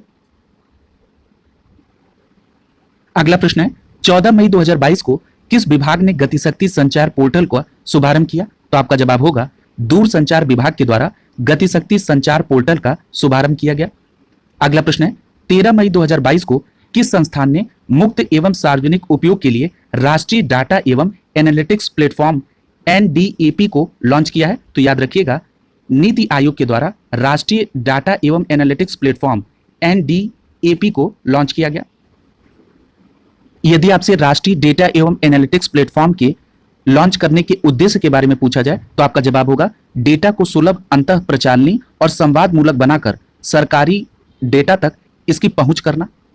अगला प्रश्न है 12 मई 2022 को केंद्रीय मत्स्य पालन, पशुपालन तथा डेयरी मंत्री पुरुषोत्तम रूपाला ने 20वीं पशुधन गणना के आधार पर नस्ल के अनुसार पशुधन और पोल्ट्री रिपोर्ट जारी की। इसमें कुल कितने चुनिंदा प्रजातियों की 184 मान्य स्वदेशी, विदेशी और संकर नस्लें कवर की गई हैं? तो याद रखिएगा 19। याद रखिएगा, नस्ल के अनुसार डेटा संग्रह करने का काम 20वीं पशुधन गणना 2019 के साथ किया गया और देश में पहली बार नस्ल के अनुसार डेटा संग्रह किया गया। नस्ल के अनुसार जो पशुधन और पोल्ट्री रिपोर्ट जारी की गई, इसमें जो महत्वपूर्ण बिंदु हैं उनको जरा देखिए। याद रखिएगा, रिपोर्ट में NBAGR अर्थात राष्ट्रीय पशु आनुवांशिक संसाधन ब्यूरो के द्वारा पंजीकृत 19 चयनित प्रजातियों की 184 मान्यता प्राप्त स्वदेशी, विदेशी और संकर नस्लों को शामिल किया गया है। रिपोर्ट में 41 मान्यता प्राप्त स्वदेशी मवेशी हैं, जबकि 4 विदेशी और संकर नस्लें हैं। यदि हम बात करें कुल मवेशियों की आबादी में विदेशी और संकर पशुधन की योगदान की, तो इनका योगदान 26.5% है, जबकि 73.5% स्वदेशी और बिना वर्ग के मवेशी हैं। याद रखिएगा, कुल देसी मवेशियों में गिर, लखीमी और साहिवाल नस्लों का प्रमुख योगदान है। साथ ही साथ भैंसों में मुर्रा नस्ल का प्रमुख योगदान है, जो कि 42.8% है। और याद रखिएगा, ये जो भैंस मुर्रा भैंस है, ये सामान्यतः उत्तर प्रदेश और राजस्थान में पाई जाती है। यदि हम भेड़ की बात करें तो इसमें 3 विदेशी, 26 देसी नस्ल पाई गई। यदि हम शुद्ध विदेशी नस्लों की बात करें तो कोरिडेल नस्ल का योगदान प्रमुख रूप से है 17.3% और स्वदेशी नस्लों में नेल्लोर नस्ल का प्रमुख योगदान है 20%। याद रखिएगा, ये जो विदेशी नस्ल कोरिडेल है ये भेड़ की नस्ल है और जो स्वदेशी नस्ल नेल्लोर नस्ल की बात हुई है ये भी भेड़ की नस्ल है। ये बात भी आप याद रखेंगे। यदि हम देश में बकरियों की 28 नस्लों की बात करें तो इसमें ब्लैक बंगाल नस्ल जो है इसका योगदान सर्वाधिक है 18.6%। विदेशी और संकर सुअरों में संकर नस्ल के सुअरों का योगदान 86.6% है, जबकि यॉर्कशायर का योगदान 8.4% है। स्वदेशी सुअरों में डूम नस्ल का योगदान 3.9% है। कई बार आपको इन नस्लों का नाम देकर पूछ लिया जाएगा कि ये किस जानवर से संबंधित है, तो ये बात आपको यहाँ पर याद होनी चाहिए।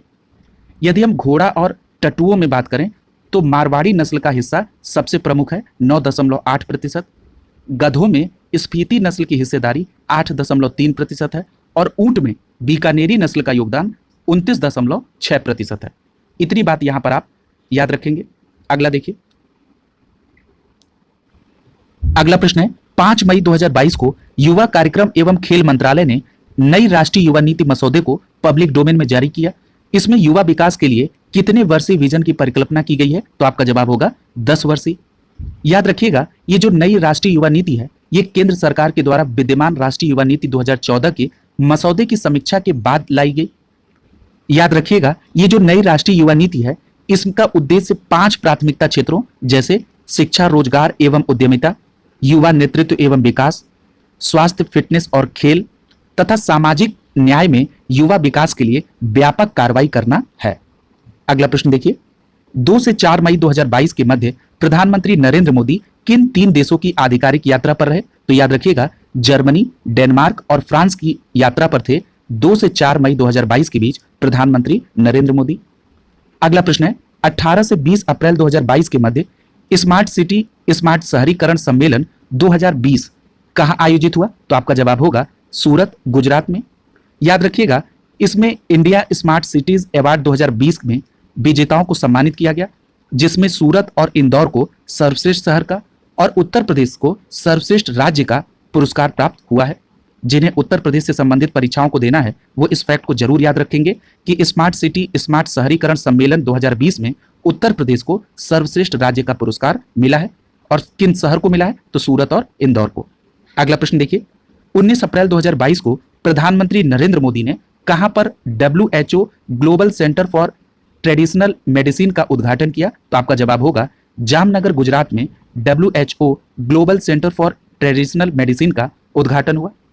विश्व में अपनी तरह का यह पहला केंद्र है जिसका लक्ष्य पारंपरिक चिकित्सा की क्षमता को तकनीकी और प्रगति साक्ष्य आधारित अनुसंधान के साथ एकीकृत करना है।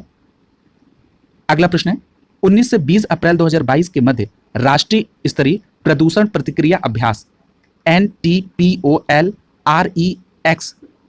8 कहां पर आयोजित किया गया? तो आपका जवाब होगा मुर्मुगांव पत्तन, गोवा में। इसका आयोजन भारतीय तटरक्षक बल के द्वारा किया गया।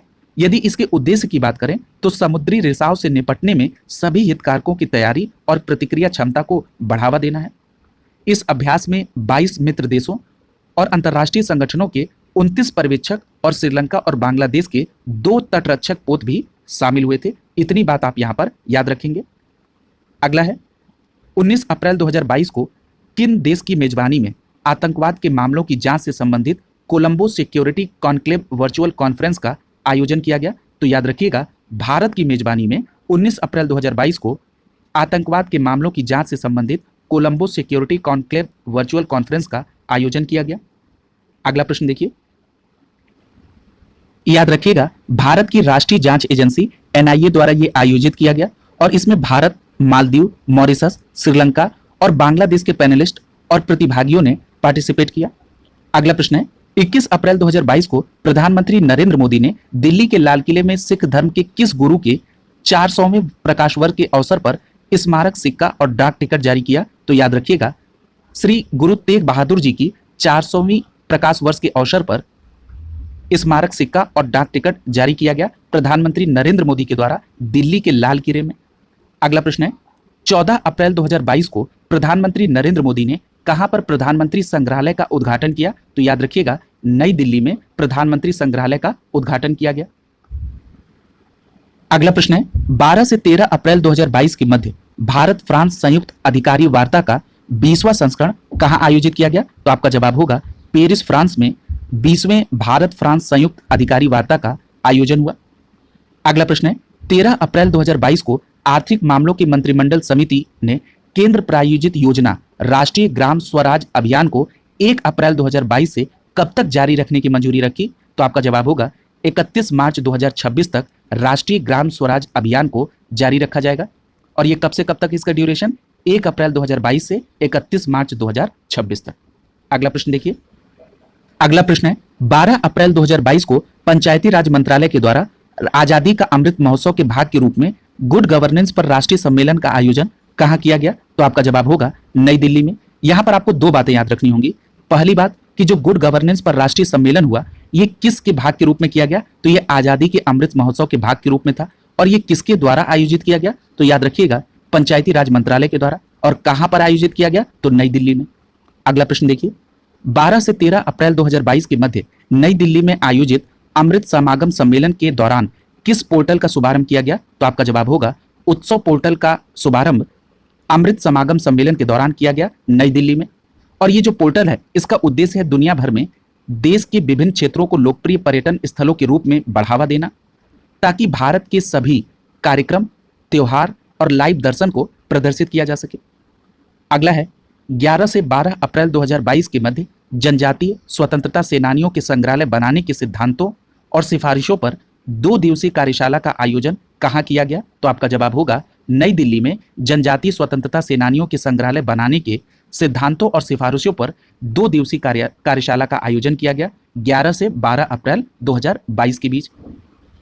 याद रखिएगा, इसका आयोजन जनजातीय कार्य मंत्रालय के द्वारा संयुक्त राष्ट्र शैक्षिक विज्ञान एवं सांस्कृतिक संगठन यूनेस्को के सहयोग से किया गया और इस कार्यक्रम का समन्वय संयुक्त राष्ट्र विकास कार्यक्रम यूएनडीपी के द्वारा किया गया।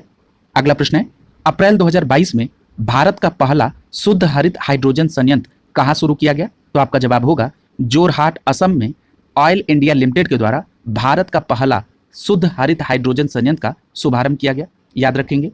अगला प्रश्न देखिए। अगला प्रश्न है, 11 अप्रैल 2022 को नीति आयोग ने राज्य ऊर्जा एवं जलवायु सूचकांक राउंड 1 का शुभारंभ किया। इसमें बड़े राज्यों में किस राज्य को शीर्ष स्थान प्राप्त हुआ है? तो याद रखिएगा, गुजरात को राज्य ऊर्जा एवं जलवायु सूचकांक में बड़े राज्यों में प्रथम स्थान प्राप्त हुआ है। यहां पर एक फैक्ट और याद रखिएगा कि जो राज्य ऊर्जा एवं जलवायु सूचकांक जारी किया गया है, यह नीति आयोग के द्वारा जारी किया गया है। इसमें राज्यों के प्रदर्शन को 6 मापदंडों में कार्य प्रदर्शन के आधार पर रैंक प्रदान की गई है। यदि हम इन 6 मापदंडों की बात करें तो पहला है डिस्कॉम का प्रदर्शन, दूसरा है ऊर्जा की पहुंच, सामर्थ्य और विश्वसनीयता, तीसरा है स्वच्छ ऊर्जा पहल, चौथा है ऊर्जा दक्षता, पांचवा है पर्यावरण में स्थिरता और छठवां है नई पहल। याद रखिएगा, इन 6 मापदंडों को 27 संकेतकों में विभाजित किया गया है। यदि हम समग्र SECI राउंड 1 की बात करें तो इसमें स्कोर के आधार पर राज्यों और केंद्र शासित प्रदेशों को 3 समूहों में वर्गीकृत किया गया है। पहला है फ्रंट रनर, दूसरा है अचीवर्स और तीसरा है एस्पिरेंट्स। याद रखिएगा, राज्यों को आकार और भौगोलिक अंतर के आधार पर बड़े राज्यों, छोटे राज्यों और केंद्र शासित प्रदेशों में वर्गीकृत किया गया है। यदि हम बड़े राज्यों में टॉप 5 राज्यों की बात करें तो गुजरात नंबर 1 पर है, दूसरे नंबर पे केरल है, तीसरे पे पंजाब है, चौथे पे हरियाणा है और पांचवें पे उत्तराखंड है। यहां पर आप टॉप 3 राज्यों के नाम कम से कम याद रखेंगे। अगला है छोटे राज्यों की श्रेणी में, पहला गोवा है, दूसरा त्रिपुरा है, तीसरा मणिपुर है, चौथा मिजोरम है और पांचवा सिक्किम है। यदि हम केंद्र शासित प्रदेशों की बात करें तो नंबर 1 पर चंडीगढ़ है, दूसरे नंबर पर दिल्ली है, तीसरे पे दमन एवं दीव तथा दादरा नागर हवेली है, चौथे पे पुदुचेरी है और पांचवें पे अंडमान एवं निकोबार है। अगला प्रश्न देखिए। 9 अप्रैल 2022 को राष्ट्रीय बाघ संरक्षण प्राधिकरण अर्थात NTCA की 20वीं बैठक 2022 पहली बार नई दिल्ली के बाहर कहां आयोजित की गई? तो याद रखिएगा, अरुणाचल प्रदेश में पहली बार नई दिल्ली के बाहर आयोजित की गई। ये 20वीं बैठक थी राष्ट्रीय बाघ संरक्षण प्राधिकरण की। 11 अप्रैल 2022 को चौथा भारत अमेरिका 2+2 मंत्री स्तरीय वार्ता 2022 कहां आयोजित की गई? तो याद रखिएगा, वॉशिंगटन DC USA में चौथी भारत अमेरिका 2+2 वार्ता आयोजित की गई 11 अप्रैल 2022 को। इसमें भारत के रक्षा मंत्री राजनाथ सिंह और विदेश मंत्री डॉक्टर S जयशंकर ने इस वार्ता में भारत के प्रतिनिधित्व के रूप में नेतृत्व किया। यदि हम अमेरिका के प्रतिनिधित्व की बात करें तो इसमें अमेरिका के विदेश मंत्री एंटनी ब्लिंकन और रक्षा सचिव लॉयड ऑस्टिन ने पार्टिसिपेट किया। अगला प्रश्न है, 5 अप्रैल 2022 को किसने प्रभावी प्लास्टिक अपशिष्ट प्रबंधन के लिए हरित पहल और जागरूकता शुभंकर प्रकृति को लॉन्च किया? तो आपका जवाब होगा केंद्रीय पर्यावरण, वन एवं जलवायु परिवर्तन मंत्री भूपेंद्र यादव के द्वारा। अगला प्रश्न है, 4 अप्रैल 2022 को किसने प्रसारकों के लिए ब्रॉडकास्ट सेवा पोर्टल का शुभारंभ किया? तो आपका जवाब होगा केंद्रीय सूचना प्रसारण मंत्री अनुराग सिंह ठाकुर ने ब्रॉडकास्ट सेवा पोर्टल का शुभारंभ किया। याद रखिएगा, ब्रॉडकास्ट सेवा पोर्टल 900 से अधिक सैटेलाइट टीवी चैनलों, 70 से अधिक टेलीपोर्ट संचालकों, 1750 से अधिक बहु सेवा संचालकों, 350 से अधिक सामुदायिक रेडियो स्टेशनों और 380 से अधिक निजी FM चैनलों और अन्य प्रकार की सभी समाधान की सुविधा प्रदान करेगा। अगला प्रश्न देखिए। अगला प्रश्न है, 30 मार्च 2022 को ISTEM राष्ट्रीय पोर्टल पर मैटलैब का शुभारंभ किया गया। ये ISTEM पहल किसकी है? तो आपका जवाब होगा भारत सरकार के प्रधान वैज्ञानिक सलाहकार के कार्यालय की। अगला प्रश्न है, 15 मार्च 2022 को कहां पर general Bipin Rawat memorial chair of excellence स्थापित किया गया है? तो आपका जवाब होगा United service institution of India, नई दिल्ली में general Bipin Rawat memorial chair of excellence स्थापित किया गया। अगला प्रश्न है 12 मार्च 2022 को किस मंत्रालय ने अटल मिशन कायाकल्प और शहरी परिवर्तन अमृत 2.0 के अंतर्गत India water pitch pilot scale startup challenge का शुभारंभ किया? तो आपका जवाब होगा केंद्रीय आवासन एवं शहरी कार्य मंत्रालय के द्वारा India water pitch pilot scale startup challenge का शुभारंभ किया गया। और यह किस योजना के तहत किया गया? तो आपका जवाब होगा अमृत 2.0 के तहत। अगला है, याद रखिएगा, केंद्रीय आवासन एवं शहरी कार्य मंत्रालय ने इस चुनौती के माध्यम से 100 स्टार्टअप का चयन करेगा और प्रत्येक को 20 लाख रुपए का अनुदान सहायता देगा। अगला प्रश्न है 25 मार्च 2022 को नीति आयोग ने निर्यात तैयारी सूचकांक 2021 का दूसरा संस्करण जारी किया। इसके अनुसार समग्र रैंकिंग में किस राज्य को शीर्ष स्थान पर रखा गया? तो आपका जवाब होगा गुजरात राज्य को। यहां पर एक बात महत्वपूर्ण है, ये जो निर्यात तैयारी सूचकांक 2021 है, इसको किसके द्वारा जारी किया गया? तो आपका जवाब होगा नीति आयोग के द्वारा। और ये कौन सा संस्करण है? तो याद रखिएगा दूसरा संस्करण है। यदि हम समग्र रैंकिंग में 4 अन्य शीर्ष राज्यों की बात करें, अभी आपने शीर्ष पर गुजरात को देखा, यानी नंबर 1 पे गुजरात है, दूसरे नंबर पे महाराष्ट्र है, तीसरे पे कर्नाटक है, चौथे पे तमिलनाडु है और 5वें पे हरियाणा है। याद रखिएगा निर्यात तैयारी सूचकांक 2021 के दूसरे संस्करण में उत्तर प्रदेश का 6वां स्थान है। अगला है तटीय क्षेत्रों के जो राज्य हैं, इसमें गुजरात नंबर 1 पर है, दूसरे पे महाराष्ट्र है और तीसरे पे कर्नाटक है। यदि हम बात करें हिमालयन श्रेणी के राज्यों की, तो इस पे टॉप 3 में कौन है? उत्तराखंड नंबर 1, दूसरे पे हिमाचल प्रदेश, तीसरे पे त्रिपुरा है। यदि हम केंद्र शासित या सिटी स्टेट की श्रेणी में 3 शीर्ष राज्यों की बात करें, तो नंबर 1 पर दिल्ली है, दूसरे नंबर पे गोवा है और तीसरे नंबर पे जम्मू कश्मीर है। और अंतिम कैटेगरी है भूमि से घिरे हुए राज्यों की श्रेणी में टॉप 3 राज्यों की, इसमें नंबर 1 पर हरियाणा है, दूसरे नंबर पे उत्तर प्रदेश है और तीसरे नंबर पे मध्य प्रदेश है। याद रखेंगे। अगला है 10 मार्च 2022 को भारतीय रेल का पहला गति शक्ति कार्गो टर्मिनल पूर्वी रेलवे के किस मंडल से शुरू किया गया? तो आपका जवाब होगा आसनसोल मंडल, जो कि पूर्वी रेलवे के अंतर्गत आता है। यहां से भारतीय रेल का पहला गति शक्ति कार्गो टर्मिनल शुरू किया गया 10 मार्च 2022 को। अगला प्रश्न है मार्च 2022 में भारत और कनाडा के बीच व्यापार एवं निवेश पर 5वीं मंत्री स्तरीय वार्ता कहां आयोजित की गई? तो याद रखिएगा नई दिल्ली में भारत और कनाडा के बीच व्यापार और निवेश की 5वीं मंत्रिपरिषद वार्ता आयोजित की गई। अगला प्रश्न है 8 मार्च 2022 को केंद्रीय गृह एवं सहकारिता मंत्री ने पूर्वोत्तर के किस राज्य में नेशनल फोरेंसिक साइंस यूनिवर्सिटी के नए कैंपस का शिलान्यास किया? तो आपका जवाब होगा अगरतला त्रिपुरा में। अगला प्रश्न देखिए 7 मार्च 2022 को महिला एवं बाल विकास मंत्रालय ने शिक्षा मंत्रालय और यूनिसेफ के सहयोग से औपचारिक शिक्षा की तहत किशोरियों के वापस स्कूल लाने के किस कार्यक्रम का शुभारंभ किया? तो आपका जवाब होगा कन्या शिक्षा प्रवेश उत्सव। यहां पर 2 बातें आपको याद रखनी होंगी। ये जो कन्या शिक्षा प्रवेश उत्सव है, ये किस मंत्रालय के द्वारा शुभारंभ किया गया? तो आपका जवाब होगा महिला एवं बाल विकास मंत्रालय के द्वारा। और इसमें किसका सहयोग लिया गया? तो शिक्षा मंत्रालय और यूनिसेफ का सहयोग लिया गया। अगला प्रश्न देखिए, अगला प्रश्न है 25 फरवरी 2022 को किस मंत्रालय ने भाषा सर्टिफिकेट अभियान का शुभारंभ किया? तो आपका जवाब होगा शिक्षा मंत्रालय ने भाषा सर्टिफिकेट अभियान का शुभारंभ 25 फरवरी 2022 को किया। अगला प्रश्न है 6 से 27 मार्च 2022 तक भारतीय वायुसेना ने कहां पर कोबरा वॉरियर युद्धाभ्यास 2022 नामक एक बहुराष्ट्रीय वायुसेना युद्धाभ्यास में पार्टिसिपेट किया? तो आपका जवाब होगा वेडिंगटन इंग्लैंड में भारतीय वायुसेना ने कोबरा वॉरियर नामक बहुराष्ट्रीय युद्धाभ्यास में पार्टिसिपेट किया। याद रखिएगा यह वायुसेना का युद्धाभ्यास था। अगला प्रश्न है 8 मार्च 2022 को जारी Skoch state of governance ranking 2021 में स्टार्स स्टेट रैंकिंग में किस राज्य को शीर्ष स्थान प्राप्त हुआ है? तो आपका जवाब होगा आंध्र प्रदेश को Skoch state of governance ranking 2021 में स्टार्स स्टेट रैंकिंग में शीर्ष स्थान प्राप्त हुआ है। यदि हम राज्यों को बांट कर देखें, इसको आप 4 श्रेणी में बांट सकते हैं। पहला है स्टार्स, दूसरा है परफॉर्मर्स, तीसरा है कैचिंग अप और चौथा है अदर कैटेगरी। यदि आप स्टार्स स्टेट्स रैंकिंग में शामिल 5 राज्यों की बात करें, तो इसमें प्रथम स्थान पर आंध्र प्रदेश है, अभी आपने पढ़ा। दूसरे स्थान पर पश्चिम बंगाल है, तीसरे स्थान पर उड़ीसा है, चौथे स्थान पर गुजरात है और 5वें स्थान पर महाराष्ट्र है। आप कम से कम टॉप 3 राज्यों को जरूर याद रखेंगे। यदि हम परफॉर्मर्स स्टेट रैंकिंग की बात करें तो इसमें 5 राज्य कौन शामिल हैं? पहले नंबर पे तेलंगाना है। यहां पर ये जो 6वीं रैंकिंग दी गई है, ये सीरियल से राज्यों की जो रैंकिंग है वो दिखा रही है, लेकिन परफॉर्मर्स स्टेट रैंकिंग में नंबर 1 पे तेलंगाना है, फिर उत्तर प्रदेश दूसरे नंबर पे है, तीसरे पे मध्य प्रदेश है, चौथे पे असम है और हिमाचल प्रदेश 5वें नंबर पे है। यदि कैचिंग अप स्टेट रैंकिंग की बात करें तो इसमें नंबर 1 पे बिहार है, दूसरे पे हरियाणा है, तीसरे पे जम्मू कश्मीर है, चौथे पे छत्तीसगढ़ है और 5वें नंबर पे राजस्थान है।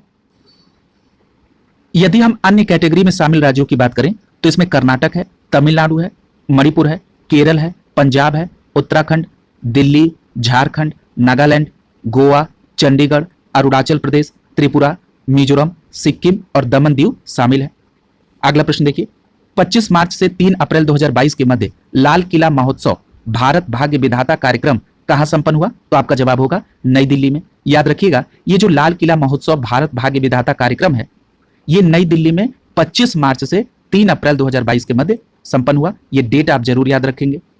अगला प्रश्न है, 17 मार्च 2022 को किसने भारत और आर्कटिक सतत विकास के लिए साझेदारी का निर्माण शीर्षक के साथ भारत की आर्कटिक नीति जारी की? तो आपका जवाब होगा केंद्रीय विज्ञान एवं प्रौद्योगिकी और पृथ्वी विज्ञान राज्य मंत्री स्वतंत्र प्रभार डॉक्टर जितेंद्र सिंह ने भारत की आर्कटिक नीति जारी की, जिसका शीर्षक क्या है? भारत और आर्कटिक सतत विकास के लिए साझेदारी का निर्माण।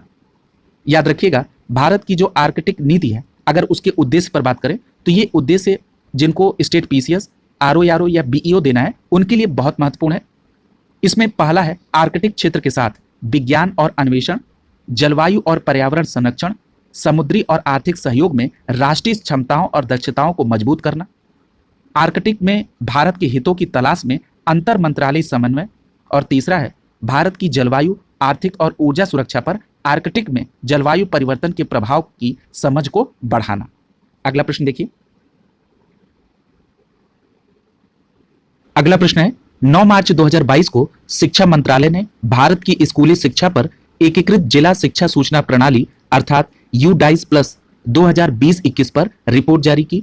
इसके अनुसार 2020-21 में कितने करोड़ अधिक लड़कियों ने प्राथमिक से लेकर उच्च माध्यमिक तक नामांकन कराया? तो आपका जवाब होगा 12.2 करोड़ से अधिक लड़कियों ने। अगला प्रश्न देखिए, 18 फरवरी 2022 को भारत और किस देश के बीच वर्चुअल शिखर सम्मेलन संपन्न हुआ? तो आपका जवाब होगा संयुक्त अरब अमीरात अर्थात यूएई और भारत के बीच में वर्चुअल शिखर सम्मेलन 18 फरवरी 2022 को संपन्न हुआ।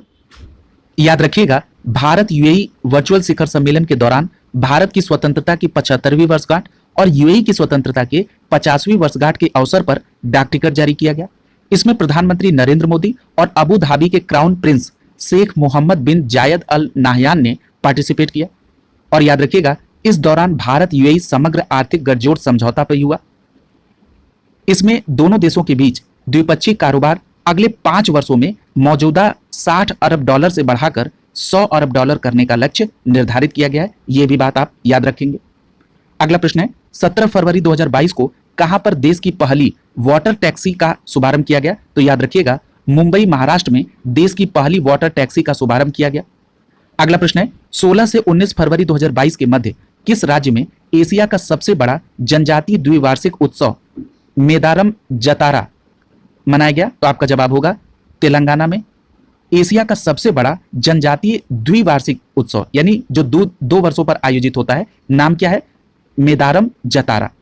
अगला प्रश्न देखिए, 19 फरवरी 2022 को प्रधानमंत्री नरेंद्र मोदी ने वीडियो कॉन्फ्रेंसिंग के माध्यम से कहां पर एशिया के सबसे बड़े गोवर्धन अर्थात बायो सीएनजी प्लांट का उद्घाटन किया? तो आपका जवाब होगा इंदौर, मध्य प्रदेश में। अगला प्रश्न है, 9 फरवरी 2022 को केंद्रीय मंत्री जितेंद्र सिंह द्वारा लोकसभा में दिए बयान के अनुसार कुल बिजली उत्पादन में परमाणु ऊर्जा का कितना हिस्सा बनता है? तो याद रखिएगा, 3 से 3.5% कुल विद्युत उत्पादन में परमाणु ऊर्जा का हिस्सा होता है।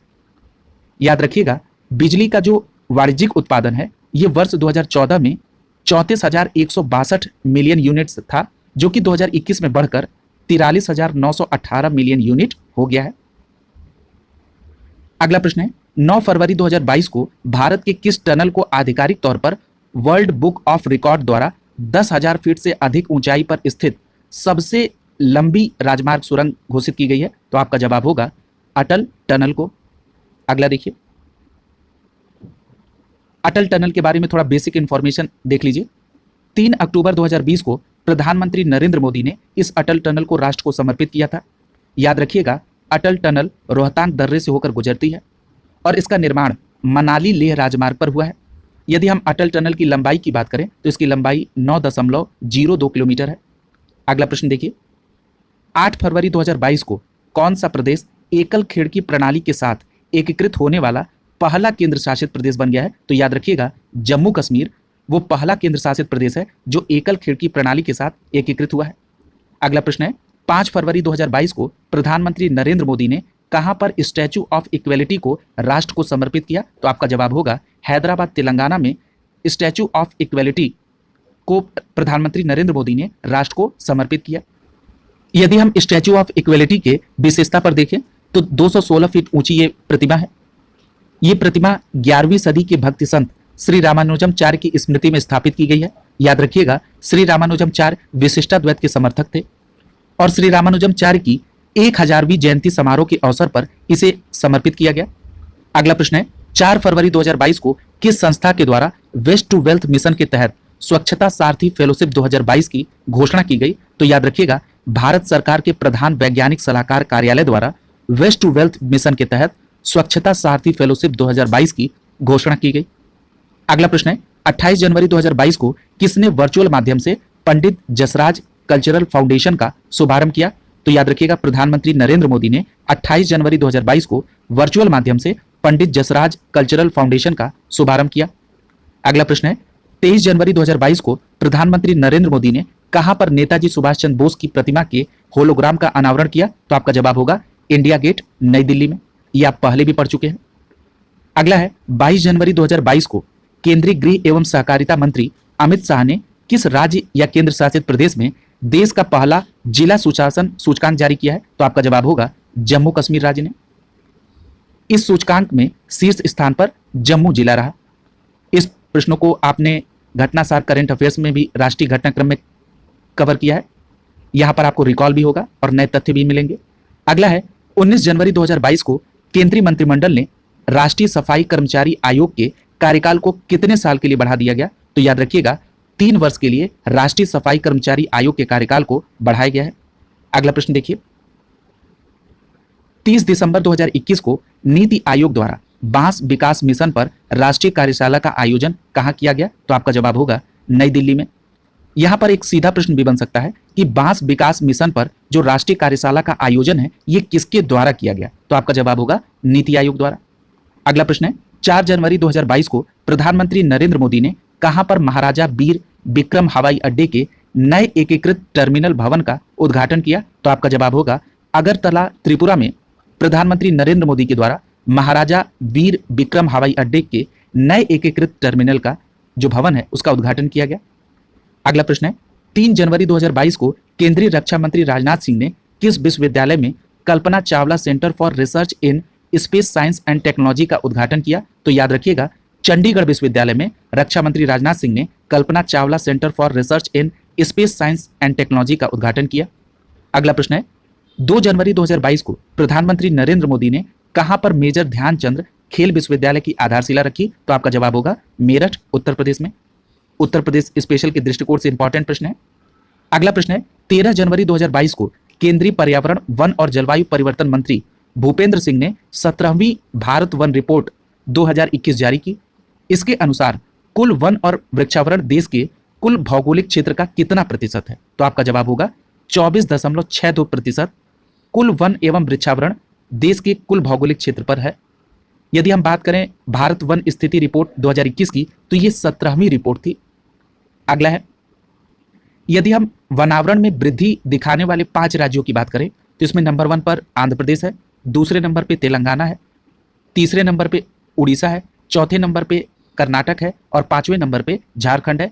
यहाँ पर आप कम से कम टॉप 3 राज्य का नाम जरूर याद रखेंगे जिन्होंने वनावरण में वृद्धि दिखाई है। पहला आंध्र प्रदेश, दूसरा तेलंगाना और तीसरा उड़ीसा।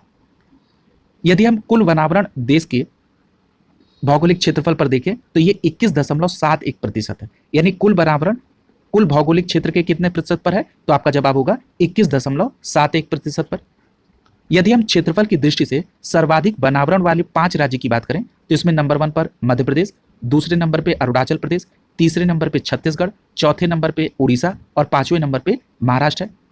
इसमें आप कम से कम टॉप 3 राज्य याद रखेंगे कि क्षेत्रफल की दृष्टि से नंबर 1 पे मध्य प्रदेश, दूसरे नंबर पे अरुणाचल और तीसरे नंबर पे छत्तीसगढ़ है।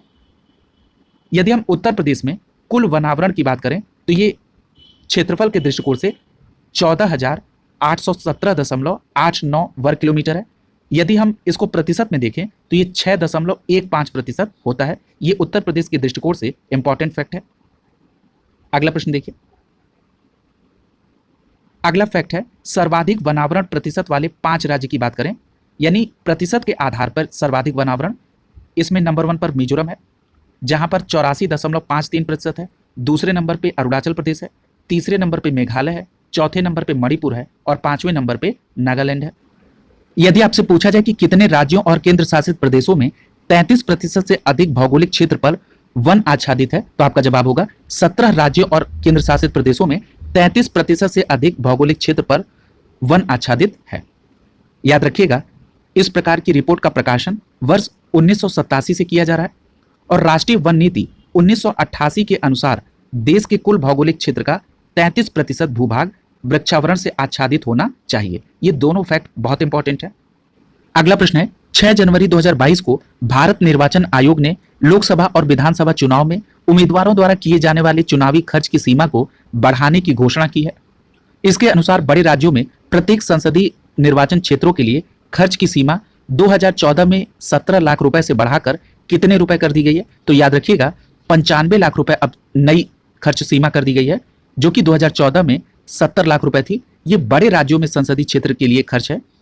अगला है छोटे राज्यों में अगर प्रत्येक संसदीय क्षेत्र निर्वाचन के लिए खर्च की सीमा की बात करें तो 54 लाख से बढ़ाकर इसे 75 लाख कर दिया गया है। बड़े राज्यों की विधानसभा क्षेत्र की बात करें तो इसका चुनाव खर्च 28 लाख से बढ़ाकर 40 लाख रुपए कर दिया गया है। छोटे राज्यों की विधानसभा क्षेत्रों का चुनाव खर्च 20 लाख से बढ़ाकर 28 लाख कर दिया गया है। यदि एक बार मैं इसको समराइज कर दूं तो बड़े राज्यों में जो लोकसभा की सीट है इसके लिए जो खर्च सीमा है ये 70 लाख से बढ़ाकर 95 लाख। छोटे राज्यों में जो संसदीय यानी लोकसभा का चुनाव के खर्च सीमा है इसको 54 लाख से बढ़ाकर 75 लाख। बड़े राज्यों में विधानसभा क्षेत्रों का चुनाव खर्च 28 लाख से बढ़ाकर 40 लाख और छोटे राज्यों में विधानसभा क्षेत्रों के जो चुनाव खर्च हैं इसको 20 लाख रुपए से बढ़ाकर 28 लाख रुपए कर दिया गया है। अगला प्रश्न देखिए 29 दिसंबर 2021 को कहां पर क्वांटम प्रयोगशाला की स्थापना की गई? तो आपका जवाब होगा महू मध्य प्रदेश में क्वांटम प्रयोगशाला की स्थापना की गई। अगला प्रश्न है पहली बार काशी फिल्म महोत्सव 2021 वाराणसी में कब आयोजित किया गया? तो आपका जवाब होगा 27 से 29 दिसंबर 2021 के बीच पहली बार काशी फिल्म महोत्सव 2021 वाराणसी में आयोजित किया गया। अगला प्रश्न है 27 दिसंबर 2021 को नीति आयोग ने वर्ष 2019-20 के लिए चौथा राज्य स्वास्थ्य सूचकांक जारी किया। इसमें बड़े राज्यों की श्रेणी में किस राज्य को शीर्ष स्थान प्राप्त हुआ है? तो आपका जवाब होगा केरल को। यहां दो बातें आपको याद रखनी होगी। ये जो चौथा राज्य स्वास्थ्य सूचकांक है ये वर्ष 2019-20 के लिए जारी हुआ और दूसरी बात चौथा राज्य स्वास्थ्य सूचकांक नीति आयोग के द्वारा जारी किया गया। अगला प्रश्न देखिए यदि हम बड़े राज्यों में टॉप 5 राज्य की बात करें तो नंबर 1 पर केरल है, दूसरे नंबर पे तमिलनाडु है, तीसरे नंबर पे तेलंगाना है, चौथे नंबर पे आंध्र प्रदेश है और पांचवें नंबर पे महाराष्ट्र है। यदि हम उत्तर प्रदेश की बात करें तो उत्तर प्रदेश का निचला स्थान है, यानी 19वां स्थान उत्तर प्रदेश का है बड़े राज्यों की कैटेगरी में। छोटे राज्यों में टॉप 5 की बात करें तो मिजोरम नंबर 1 पर है, दूसरे नंबर पे त्रिपुरा है, तीसरे नंबर पे सिक्किम है, चौथे नंबर पे गोवा है, पांचवें नंबर पे मेघालय है। याद रखिएगा छोटे राज्यों की श्रेणी में सबसे निचला स्थान नागालैंड का है। यदि हम केंद्र शासित प्रदेश की बात करें तो टॉप 5 में दादरा नगर हवेली, दमन एवं दीव पहले नंबर पे, दूसरे नंबर पे चंडीगढ़, तीसरे नंबर पे लक्षद्वीप, चौथे नंबर पे पुडुचेरी और पांचवें नंबर पर नई दिल्ली है। याद रखेंगे। अगला प्रश्न है 25 दिसंबर 2021 को राष्ट्रीय सुशासन दिवस के अवसर पर सुशासन सूचकांक 2021 जारी किया गया। इस सूचकांक में किस राज्य को सम्मिलित रैंकिंग में शीर्ष स्थान मिला है? तो आपका जवाब होगा गुजरात को सुशासन सूचकांक 2020-21 में सम्मिलित रैंकिंग में शीर्ष स्थान मिला है। यहां पर एक बात और याद रखिएगा, राष्ट्रीय सुशासन दिवस 25 दिसंबर को अटल बिहारी वाजपेयी की जयंती के अवसर पर मनाया जाता है। यहां पर अगर हम सुशासन सूचकांक 2020-21 में शीर्ष राज्य की बात करें तो इसमें समूह ए की श्रेणी में गुजरात, महाराष्ट्र और गोवा क्रमशः आते हैं। इसी प्रकार जो समूह बी की श्रेणी है इसमें मध्य प्रदेश नंबर 1 पे, दूसरे नंबर पे राजस्थान, तीसरे नंबर पे छत्तीसगढ़ है। और यदि उत्तर पूर्वी और पर्वतीय राज्य की बात करें तो इसमें नंबर 1 पे हिमाचल प्रदेश है, दूसरे नंबर पे मिजोरम है और तीसरे नंबर पे उत्तराखंड है। सुशासन सूचकांक 2020-21 में केंद्र शासित प्रदेश की श्रेणी की बात करें तो इसमें नई दिल्ली नंबर 1 पर है, दूसरे नंबर पे पुडुचेरी है और तीसरे नंबर पे दमन और दीव है। अगला प्रश्न देखिए, 25 दिसंबर 2021 को केंद्रीय गृह एवं सहकारिता मंत्री अमित शाह ने कहां पर वेस्ट टू वेल्थ अवधारणा पर बनाए गए भारत दर्शन पार्क का उद्घाटन किया? तो आपका जवाब होगा नई दिल्ली में। अगला प्रश्न है, 23 दिसंबर 2021 के मध्य डीआरडीओ ने कहां से स्वदेश विकसित high speed expendable aerial target अर्थात हीट अभ्यास का सफलतापूर्वक उड़ान परीक्षण किया? तो आपका जवाब होगा उड़ीसा के चांदीपुर तट के करीब इंटीग्रेटेड टेस्ट रेंज अर्थात आईटीआर से हीट अभ्यास का सफलतापूर्वक परीक्षण किया गया। याद रखिएगा, यदि आपसे हीट का फुल फॉर्म पूछा जाए तो आपका जवाब होगा high speed expendable aerial target. यदि पूछा जाए कि इस उड़ान परीक्षण को किसके द्वारा आयोजित किया गया तो आपका जवाब होगा डीआरडीओ के द्वारा। अगला प्रश्न देखिए, अगला प्रश्न है 22 से 23 दिसंबर 2021 के मध्य उड़ीसा के तट पर डॉक्टर एपीजे अब्दुल कलाम द्वीप से स्वदेशी रूप से विकसित प्रलय मिसाइल का सफल परीक्षण किया गया। यह मार कर सकती है, तो याद रखिएगा ये सतह से सतह पर मार कर सकती है प्रलय मिसाइल। यदि आपसे पूछा जाए कि इसका परीक्षण कहां से किया गया तो आपका जवाब होगा उड़ीसा के तट पर डॉक्टर एपीजे अब्दुल कलाम द्वीप से। अगला प्रश्न है, 18 दिसंबर 2021 को केंद्रीय वाणिज्य मंत्री पीयूष गोयल ने कहां पर रत्न एवं आभूषण क्षेत्र के लिए कॉमन फैसिलिटी सेंटर की आधारशिला रखी? तो आपका जवाब होगा मुंबई में सांता क्रूज इलेक्ट्रॉनिक निर्यात प्रसंस्करण क्षेत्र SEEPZ विशेष आर्थिक क्षेत्र में। अगला प्रश्न है, 9 से 14 दिसंबर 2021 को छठवां भारत जल प्रभाव शिखर सम्मेलन हाइब्रिड मोड में नई दिल्ली में संपन्न हुआ। इसकी थीम क्या थी? तो आपका जवाब होगा नदी संसाधन निर्धारण, क्षेत्रीय स्तर पर योजना एवं प्रबंधन, छठवें भारत जल प्रभाव शिखर सम्मेलन की 2021 की थीम थी। अगला प्रश्न है, 10 से 13 दिसंबर 2021 के मध्य 7वें भारत अंतर्राष्ट्रीय विज्ञान महोत्सव 2021 का आयोजन पणजी गोवा में किया गया। इसका मुख्य विषय क्या था? तो आपका जवाब होगा समृद्ध भारत के लिए रचनात्मक विज्ञान, प्रौद्योगिकी और नवाचार का जश्न मनाना। ये 7वें भारत अंतर्राष्ट्रीय विज्ञान महोत्सव 2021 की थीम थी। और यदि पूछा जाए कि 7वां भारत अंतर्राष्ट्रीय विज्ञान महोत्सव 2021 का आयोजन कहाँ किया गया तो आपका जवाब होगा पणजी गोवा में। यदि पूछा जाए कि ये कब से कब तक आयोजित हुआ तो आपका जवाब होगा 10 से 13 दिसंबर 2021 के मध्य। अगला प्रश्न देखिए, 15 से 17 दिसंबर 2021 के मध्य भारत के राष्ट्रपति रामनाथ कोविंद ने किस पड़ोसी देश की राजकीय यात्रा की? तो आपका जवाब होगा बांग्लादेश की यात्रा पर थे तत्कालीन राष्ट्रपति रामनाथ कोविंद 15 से 17 दिसंबर 2021 के बीच। अगला प्रश्न है, 16 दिसंबर 2021 को केंद्रीय रक्षा मंत्री राजनाथ सिंह ने कहां पर राष्ट्रीय रक्षा संपदा प्रबंधन संस्थान का उद्घाटन किया? तो आपका जवाब होगा नई दिल्ली में राष्ट्रीय रक्षा संपदा प्रबंधन संस्थान का उद्घाटन केंद्रीय रक्षा मंत्री राजनाथ सिंह के द्वारा किया गया। अगला प्रश्न है, 11 दिसंबर 2021 को किसने अंतर्राष्ट्रीय सौर गठबंधन को पर्यवेक्षक का दर्जा दिया? तो आपका जवाब होगा संयुक्त राष्ट्र संघ ने 11 दिसंबर 2021 को अंतर्राष्ट्रीय सौर गठबंधन को पर्यवेक्षक का दर्जा दिया। अगला प्रश्न है, 3 से 4 दिसंबर 2021 के मध्य इन्फिनिटी फोरम, जो कि एक फिनटेक पर एक विचारशील नेतृत्वकारी मंच है, इसकी वर्चुअल बैठक आयोजित हुई। फोरम के पहले आयोजन में कौन से देश साझेदारी देश रहे? तो आपका जवाब होगा इंडोनेशिया, दक्षिण अफ्रीका और यूके इन्फिनिटी फोरम वर्चुअल सम्मेलन में साझेदारी देश के तौर पे शामिल हुए। अगला प्रश्न है, 27 से 29 नवंबर 2021 के मध्य पूर्वोत्तर क्षेत्र के लिए 9वां अंतर्राष्ट्रीय पर्यटन मार्ट 2021 का आयोजन कहां किया गया? तो आपका जवाब होगा कोहिमा नागालैंड में पूर्वोत्तर क्षेत्र के लिए 9वां अंतर्राष्ट्रीय पर्यटन मार्ट 2021 का आयोजन किया गया। और ये आयोजन कब से कब तक किया गया? तो 27 से 29 नवंबर 2021 के बीच। अगला प्रश्न है, 23 नवंबर 2021 को भारत जर्मनी साझेदारी के लिए नीति आयोग ने पहला एसडीजी शहरी सूचकांक और डैशबोर्ड 2021-22 जारी किया। इसमें किस शहर को शीर्ष स्थान प्राप्त हुआ? तो याद रखिएगा शिमला को पहले एसडीजी शहरी सूचकांक और डैशबोर्ड 2021-22 में शीर्ष शहर के तौर पे घोषित किया गया? याद रखिएगा, ये नीति आयोग के द्वारा इस सूचकांक को जारी किया गया और किसकी साझेदारी के तहत? तो भारत और जर्मनी की साझेदारी के तहत। याद रखिएगा, यदि हम शीर्ष के 5 शहरों की बात करें तो नंबर 1 पर शिमला है, दूसरे नंबर पे कोयंबटूर है, तीसरे नंबर पे चंडीगढ़ है, चौथे नंबर पे तिरुवनंतपुरम है और 5वें नंबर पे कोची है। यदि हम नीचे के 5 शहर की बात करें तो सबसे अंत में धनबाद का नंबर है, उसके बाद मेरठ का है जो कि उत्तर प्रदेश से संबंधित है, इसलिए ये इंपॉर्टेंट है। अगला है ईटानगर, चौथे नंबर पे गुवाहाटी है और 5वें नंबर पे पटना है। ये नीचे से ऊपर का क्रम है। अगला देखिए, अगला प्रश्न है 24 से 27 मार्च 2022 के मध्य विंग्स इंडिया 2022 का आयोजन कहां पर किया गया? तो आपका जवाब होगा हैदराबाद में विंग्स इंडिया 2022 का आयोजन हुआ 24 से 27 मार्च 2022 के बीच। यदि इसके थीम की बात करें तो इंडिया @15 विमानन उद्योग के लिए नया क्षितिज है। अगला प्रश्न देखिए, 20 नवंबर 2021 को केंद्रीय आवासन एवं शहरी कार्य मंत्रालय द्वारा वार्षिक स्वच्छता शहरी सर्वेक्षण का 6वां संस्करण स्वच्छ सर्वेक्षण 2021 जारी किया गया। इसमें राज्य स्तर पर 10 लाख से अधिक आबादी पर किस शहर ने लगातार 5वीं बार सबसे स्वच्छ शहर का खिताब जीता? तो आपका जवाब होगा इंदौर, जो कि मध्य प्रदेश राज्य में है। इसने 5वीं बार सबसे स्वच्छ शहर खिताब को जीता। और याद रखिएगा, ये जो स्वच्छता शहरी सर्वेक्षण रिपोर्ट है 2021, ये 6वां संस्करण है और किस मंत्रालय के द्वारा जारी होता है? तो याद रखिएगा, केंद्रीय आवासन एवं शहरी कार्य मंत्रालय के द्वारा ये जारी किया जाता है।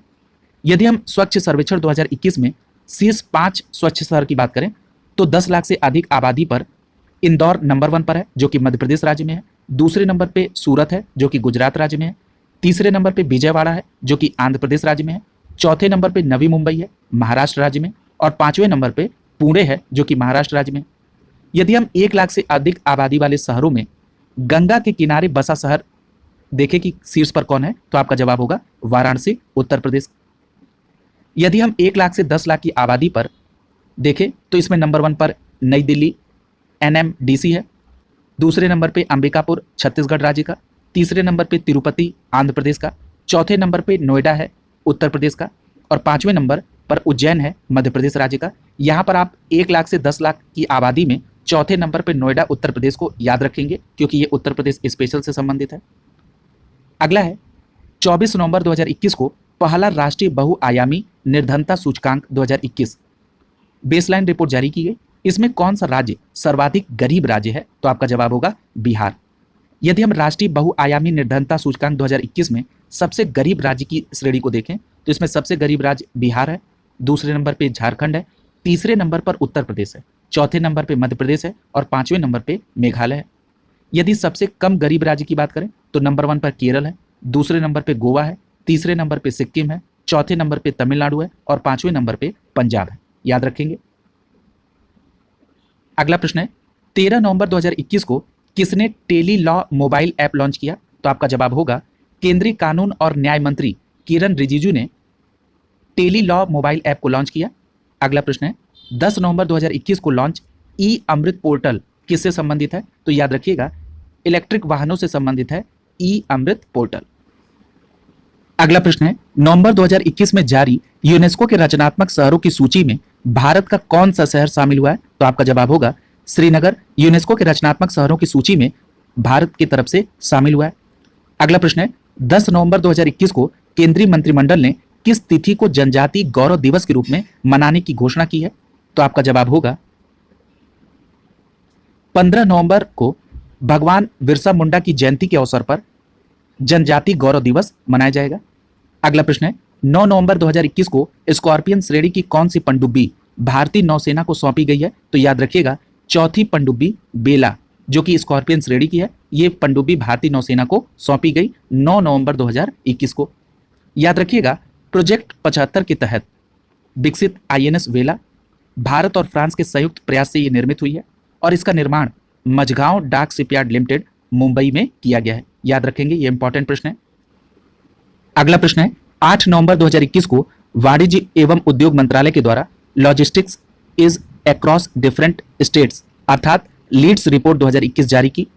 इस रिपोर्ट के अनुसार राज्यों की श्रेणी में किस राज्य को शीर्ष स्थान प्राप्त हुआ है? तो आपका जवाब होगा गुजरात को। यहां पर आप लीड्स का फुल फॉर्म भी याद रखेंगे, logistics is across different states. और ये रिपोर्ट किसके द्वारा जारी की गई? तो वाणिज्य एवं उद्योग मंत्रालय के द्वारा। यदि हम इसमें दूसरे स्थान पर देखें तो दूसरे स्थान पर हरियाणा राज्य है और तीसरे स्थान पर पंजाब है। यदि हम लीड्स की जो रिपोर्ट है इसमें उत्तर प्रदेश का स्थान देखें तो उत्तर प्रदेश का स्थान 6वां है और केंद्र शासित प्रदेश में शीर्ष स्थान पर दिल्ली है। अगला प्रश्न देखिए, 2 नवंबर 2021 को किस संस्था ने वेसल ब्लोअर पोर्टल का शुभारंभ किया? तो आपका जवाब होगा भारतीय अक्षय ऊर्जा विकास एजेंसी लिमिटेड अर्थात इरेडा ने वेसल ब्लोअर पोर्टल का शुभारंभ किया। अगला प्रश्न है, 29 नवंबर 2021 को किसने health insurance for India's missing middle पर रिपोर्ट जारी की है? तो आपका जवाब होगा नीति आयोग ने health insurance for India's missing middle पर रिपोर्ट जारी की है। याद रखिएगा, लगभग 30% आबादी स्वास्थ्य बीमा क्षेत्र से वंचित है, जिसको एक शब्द प्रयोग किया गया जिसके लिए मिसिंग मिडिल। अगला प्रश्न है, 22 अक्टूबर 2021 को विद्युत मंत्रालय द्वारा जारी राज्य ऊर्जा दक्षता सूचकांक 2020 में ग्रुप ए श्रेणी में किस राज्य को शीर्ष स्थान प्राप्त हुआ है? तो याद रखिएगा, कर्नाटक ग्रुप ए की श्रेणी में विद्युत मंत्रालय द्वारा जारी राज्य ऊर्जा दक्षता सूचकांक 2020 में शीर्ष स्थान पर है। यदि हम ग्रुप ए में दूसरे नंबर पर देखें तो राजस्थान है, तीसरे स्थान पर हरियाणा है। यदि हम ग्रुप ए में उत्तर प्रदेश के स्थान को देखें तो 6वां स्थान है। ग्रुप 2 में शीर्ष पर पंजाब है, ग्रुप 3 में शीर्ष पर असम है और ग्रुप 4 में शीर्ष पर पुडुचेरी है। याद रखेंगे, इस प्रकार राष्ट्रीय परिदृश्य को एक ही क्लास में कंप्लीट करा लिया गया है।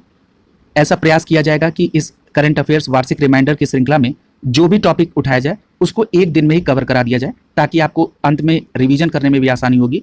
जो भी क्लासेस मिल रही हैं आप उसको नियमित तौर पर कंप्लीट करते हुए चलें। ऑनलाइन स्टडी ग्रुप आपकी सफलता के लिए हर संभव प्रयास करेगा। शुभकामनाओं के साथ आप सभी का बहुत बहुत धन्यवाद।